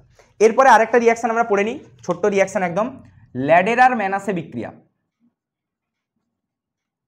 ল্যাডেরার ম্যানাসে রিয়াকশন খুব বেশি যে গুরুত্বপূর্ণ সেরকম নয়, কিন্তু দেখে রাখবে, মাঝে মাঝে পড়তে পারে, ঠিক আছে? ল্যাডেরার ম্যানাসে, তো ল্যাডেরার ম্যানাসেতে কি করা হয় না এই জায়গায় ফেনল থাকে, ফেনলের সাথে বিক্রিয়া করানো হয় NaOH, ঠিক আছে, মানে সোডিয়াম হাইড্রোক্সাইড একটা বেস এবং তার সাথে HCHO, এটার নাম হচ্ছে ফর্মালডিহাইড। ফর্মালডিহাইড বিক্রিয়া করানো হয়, ঠিক আছে? যখনই বিক্রিয়া করবে কি তৈরি হবে দেখো না, এই যে বেনজিন রিং, তারপরে OH অর্থ পজিশনে লেগে যাবে CH2OH একটা গ্রুপ, আর প্যারা পজিশনে লেগে যাবে CH2OH, ব্যাস আর কিছু নেই এখানে, ঠিক আছে? আর স্টেবল কিন্তু এখানে মনে রাখবে এই প্যারাটাই স্টেবল হবে, কারণ এখানে অর্থতে কোনো হাইড্রোজেন বন্ডিং হয় না, স্টেরিক ক্লাসের কারণে প্যারা স্টেবল হবে। বোঝা গেল? এবার তোমাদের অনেকের মনে হতে পারে যে স্যার এখানে CH2OHটা হঠাৎ করে চলে এলো কি করে? দেখো তার জন্য এই যে রিয়াকশনটা দেখলে এটা একটা ইলেকট্রোফিলিক রিয়াকশন, ঠিক আছে? তো এর CH2OHটা এলো কি করে সেইটা একবার ভালো করে বুঝিয়ে দিচ্ছি, দেখে নাও। তাহলে HCHO ফর্মালডিহাইডের স্ট্রাকচার কি? এটাই ফর্মালডিহাইডের স্ট্রাকচার। দেখো HCHO, যখনই তুমি এখানে কি দিলে না এখানে তুমি দিলে NaOH এবং কিছু পরিমাণ H+ থাকে, তো এই H+ কি করে না এই যে ডবল বন্ডটা দেখতে পাচ্ছ না, এই এখানে গিয়ে অ্যাটাক করে। কি বললাম কথা বুঝতে পারলে? তাহলে যখনই অ্যাটাক করে অক্সিজেনের লোন পেয়ার, কারণ এটা ইলেকট্রন বেশি আছে, এর কি তৈরি হয়েছে দেখো, এইদিকে CH2 ছিল, আগের থেকে CH2 পড়েছিল, অক্সিজেনের লোন পেয়ার গিয়ে অ্যাটাক করলো, তাহলে এখানে দেখো OH এবং নিউট্রাল সিস্টেম থেকে গেছে ইলেকট্রন, তাই জন্য OH+, এই যে এই ইলেকট্রোফাইলটা এই রিয়াকশনে তৈরি হলো CH2OH+, এটাই দেখো একবার অর্থ একবার প্যারা, কারণ ফেনল অর্থ প্যারা ওরিয়েন্টিং গ্রুপ হয়, এখানে গিয়ে লেগে গেল। ক্লিয়ার? নোট ডাউন করো। এরপরে দেখো ফেনলের নেক্সট রিয়াকশন রয়েছে আমাদের কাছে, সেটা হচ্ছে ফেনলের একটা মানে বলতে পারো যে এটা ইয়েতে কাজে লাগে অনেক, মানে ইন্ডিকেটর হিসাবে, ঠিক আছে? তো ইন্ডিকেটর তোমরা জানো অনেকে, ইন্ডিকেটর মানে নির্দেশক, ফেনলফথ্যালিনের নাম শুনেছো তোমরা। সেই ফেনলফথ্যালিনকে তৈরি করতে চলেছি এখন এইখান থেকে, মানে তোমার হচ্ছে এই জায়গা থেকে ফেনলফথ্যালিনকে তৈরি করবো। কিভাবে তৈরি করব দেখো, তো এই যে ফেনল রয়েছে, এই ফেনলের সাথে রিয়াকশন করাতে হবে থ্যালিক অ্যানহাইড্রাইডকে, থ্যালিক অ্যানহাইড্রাইড, ঠিক আছে? এই থ্যালিক অ্যানহাইড্রাইডের সাথে বিক্রিয়া করে আমরা তৈরি করব কি না ফেনল, এটা হচ্ছে PTH, থ্যালিক অ্যানহাইড্রাইড, পিটা উজ্জ্ব থাকবে আর কি। তো কিভাবে তৈরি করব দেখো ভালো করে শুনে নাও। এই জায়গায় আমাদের কাছে 2 মোল ফেনল দরকার। কত মোল ফেনল না 2 মোল ফেনল দরকার। এই 2 মোল ফেনল থেকে আমরা রিয়াকশন করব। কিভাবে করব ভালো করে দেখো এবার। এইটা আমার OH আছে, 2 মোল নিয়েছি, স্টাইলটা দেখো রিয়াকশনটা কিভাবে করছি আমরা, এভাবে প্র্যাকটিস করবে বাড়িতে। নিচে একটা হাইড্রোজেন আছে, এখানে একটা হাইড্রোজেন আছে। এবারে জানতে হবে থ্যালিক অ্যানহাইড্রাইডের স্ট্রাকচার কি, প্র্যাকটিস করে করে এই জায়গাগুলো সার্ভ করবে, একদিনে হবে না কারো। এইটি হচ্ছে থ্যালিক অ্যানহাইড্রাইডের স্ট্রাকচার, ঠিক আছে? তো এইখানে কি হবে, এইভাবে আঁকলাম কেন, তার কারণ হচ্ছে এইখান থেকে 1 মোল জল বার করব বলে। দেখো বেরিয়ে গেল 1 মোল জল। তাহলে দেখো তো কি পেলে, আলটিমেট প্রোডাক্টটা কি পেলে এখান থেকে একটু ভালো করে যদি অবজার্ভ করো, দেখো কি পেলে। ওপরে তোমার OH আঁকা আছে, তাই না? এই সাইডেও একটা কি আছে, OH আছে, এটা আছে OH OH। এবার দেখো এই যে দুটো কার্বন, এই দুটো কার্বন এই কার্বনের অক্সিজেনকে নিয়ে জল করেছে, তাহলে এই দুটো কার্বন, এই যে কার্বনটা এবং এই যে কার্বনটা, এদের নিশ্চয়ই এই কার্বনটার সাথে ডিরেক্টলি রিলেশন আছে, তাহলে এই কার্বনটার সাথে ডিরেক্টলি জুড়ে দাও এই কার্বন। এবার এই কার্বন দেখো এই সাইডে অক্সিজেনের সাথে যুক্ত, এই সাইডে আবার একটা কার্বন, নিচের দিকে ডবল বন্ডও আছে, আর এই সাইডে একটা কি ছিল না পুরো বেনজিন রিং রাখা ছিল, হ্যাঁ কি না? এটাই তো ছিল। এই দিকে তো পুরো গল্পটা সেম আছে, তুমি যদি এই অক্সিজেনটাকে বাদ দাও তাহলে এই দিকের পুরো পার্টটাই তো নিচে লেগে আছে, ঠিক না ঠিক নয়? এই যে কম্পাউন্ডটা দেখলে, এই কম্পাউন্ডটার নামই হচ্ছে ফেনলফথ্যালিন, ফেনলফথ্যালিন। ক্লিয়ার? এইটি হচ্ছে আমাদের অ্যাসিড বেস ইন্ডিকেটর হিসাবে কাজ করে, এইটি হচ্ছে আমাদের ফেনলফথ্যালিন। হলো? আচ্ছা, এবারে এরপরে আমরা এই পোর্শনের আরেকটা নয়, বেশ তিনটে রিয়াকশন পড়বো, দেখবে তিনটাই হচ্ছে খুব গুরুত্বপূর্ণ না আমাদের প্র্যাকটিক্যাল পারপাস। ঠিক আছে, তো প্র্যাকটিক্যাল পারপাসের জন্য আমরা কি রিয়াকশন প্রথমেই পড়বো না 23-এর দাগে যেটা পড়বো আমরা, এই রিয়াকশনটা হচ্ছে অ্যাকচুয়ালি বেসিক্যালি বলতে পারো যে এগুলো কোনো নেম রিয়াকশন নয়, কিন্তু বাস্তব লাইফে বা ইন্ডাস্ট্রি মেথডে এই ফেনলকে কিন্তু কাজে লাগানো হয় এইগুলো দিয়ে। কিভাবে? তো প্রথমে মনে রাখবে এই জায়গায় তো ডিরেক্টলি ফেনলের সাথে বিক্রিয়া হয় না, ফেনলেরই একটা কম্পাউন্ড এইটা, তোমরা দেখেছো এই কম্পাউন্ডটাকে একটু আগেই, এটার নাম হচ্ছে দেখো বারবার বলেছিলাম স্যালিসাইলিক অ্যাসিড, এর সাথে বিক্রিয়া করানো হয়। তো প্রথমেই বিক্রিয়া করানো হবে কি দিয়ে, বা প্রথম রিয়াকশন আমরা পড়ছি হচ্ছে CH3OH মিথাইল অ্যালকোহল, এবং তার সাথে কিছু পরিমাণ কনসেন্ট্রেটেড সালফিউরিক অ্যাসিড নেওয়া হয়েছে। তাহলে কি তৈরি হবে আফটার রিয়াকশন? দেখো আফটার রিয়াকশন তৈরি হবে OH COOCH3 এরকম টাইপের। কি হলো ব্যাপারটা অ্যাকচুয়ালি বলো তো? না দেখো ট্রিক্সটা শিখে নাও, এই জায়গায় COO গ্রুপ আছে আর এইখানে তোমার CH3 গ্রুপ আছে, সিম্পলভাবে মনে রাখবে এই দুটোকে যোগ করব আমি। ঠিক আছে, তাহলে বাকি দেখো H আর OH পড়ে আছে, তাহলে আর বলার দরকার নেই এটা কি হিসাবে বাইরে বেরোবে না জল হিসাবে বাইরে বেরোবে। সহজে মনে রাখার ট্রিক্স, এই যে CH3 COO, দেখো COOCH ওটাই লেগেছে না। এই কম্পাউন্ডটার নাম কি? এইটার নাম হচ্ছে মিথাইল স্যালিসাইলেট। মিথাইল স্যালিসাইলেট, এটা কিন্তু এস্টার, এই যে কম্পাউন্ডটা দেখলে না এগুলো সব এস্টার জাতীয় কম্পাউন্ড, মিথাইল স্যালিসাইলেট। ক্লিয়ার? কিন্তু এর আরো একটা নাম আছে, এইটাকে বলা হয় oil of winter green. Oil of winter green, এই কমন নামগুলোর জন্যই এরা খুব বেশি গুরুত্বপূর্ণ এবং পরীক্ষাতে প্রায় কোশ্চেন দেখতে পাবে দেখি, মিথাইল স্যালিসাইলেট বা অয়েল অফ উইন্টার গ্রিন, এর কিন্তু এই নামটাও মনে রাখবে। ঠিক আছে, আর কি জাতীয় কম্পাউন্ড? এস্টার, এটাও খেয়াল রাখবে। এরপর নেক্সট আমরা রিয়াকশন চলে আসছি, দেখো স্যালিসাইলিক অ্যাসিড আছে এখানে, তো স্যালিসাইলিক অ্যাসিডের সাথে এবার রিয়াকশন করাবো C6H5OH মানে ফেনলকে, আর কিছু পরিমাণ ফসফরাস অক্সিক্লোরাইড নিয়ে নিব POCl থেকে। তাহলে গল্প দেখো একই আছে, কি করব আমি এখানে না দেখো এই জায়গায় আমি C6H5 একে জুড়ে দেবো কার সাথে? এই C ডবল বন্ড এর সাথে, এখানেও তো তাই করেছিলাম। তাহলে জুড়ে দিলে তুমি কি দেখতে পাবে প্রোডাক্টটা দেখো তো, ওপরে তোমার OH আছে, তাহলে এখানে C ডবল বন্ড আগে যেটা CH3 হয়েছিল ওটা এখন C6H5, আর এগেন জল হিসেবে বাইরে চলে গেছে, এটাও এস্টার। এই যে কম্পাউন্ডটা এটার নাম হচ্ছে ফিনাইল স্যালিসাইলেট। কেন? কারণ এই C6H5 গ্রুপটাকে ফিনাইল গ্রুপ বলে, তোমরা জানো এটা মিথাইল ছিল তাই মিথাইল লিখেছিলাম, তাহলে ফিনাইল স্যালিসাইলেট হলো। এই যে কম্পাউন্ডটা দেখলে এর কমন নাম হচ্ছে স্যালল। ঠিক আছে, কি স্যালল, এটা কি হিসাবে ইউজ করা হয় না অ্যান্টিসেপটিক, ওই জন্য দেখবে বিভিন্ন অ্যান্টিসেপটিক যেগুলো হয় মানে দেখবে নাম স্যাভনল, ঠিক আছে, তারপরে দেখবে সুথল, ডেটল। কখনো ভেবেছো কি কেন এরকম নাম হয়? এই কমন নামটা স্যালল হওয়ার কারণে। ঠিক আছে, ফিনাইল স্যালিসাইলেট বা স্যালল। এরপর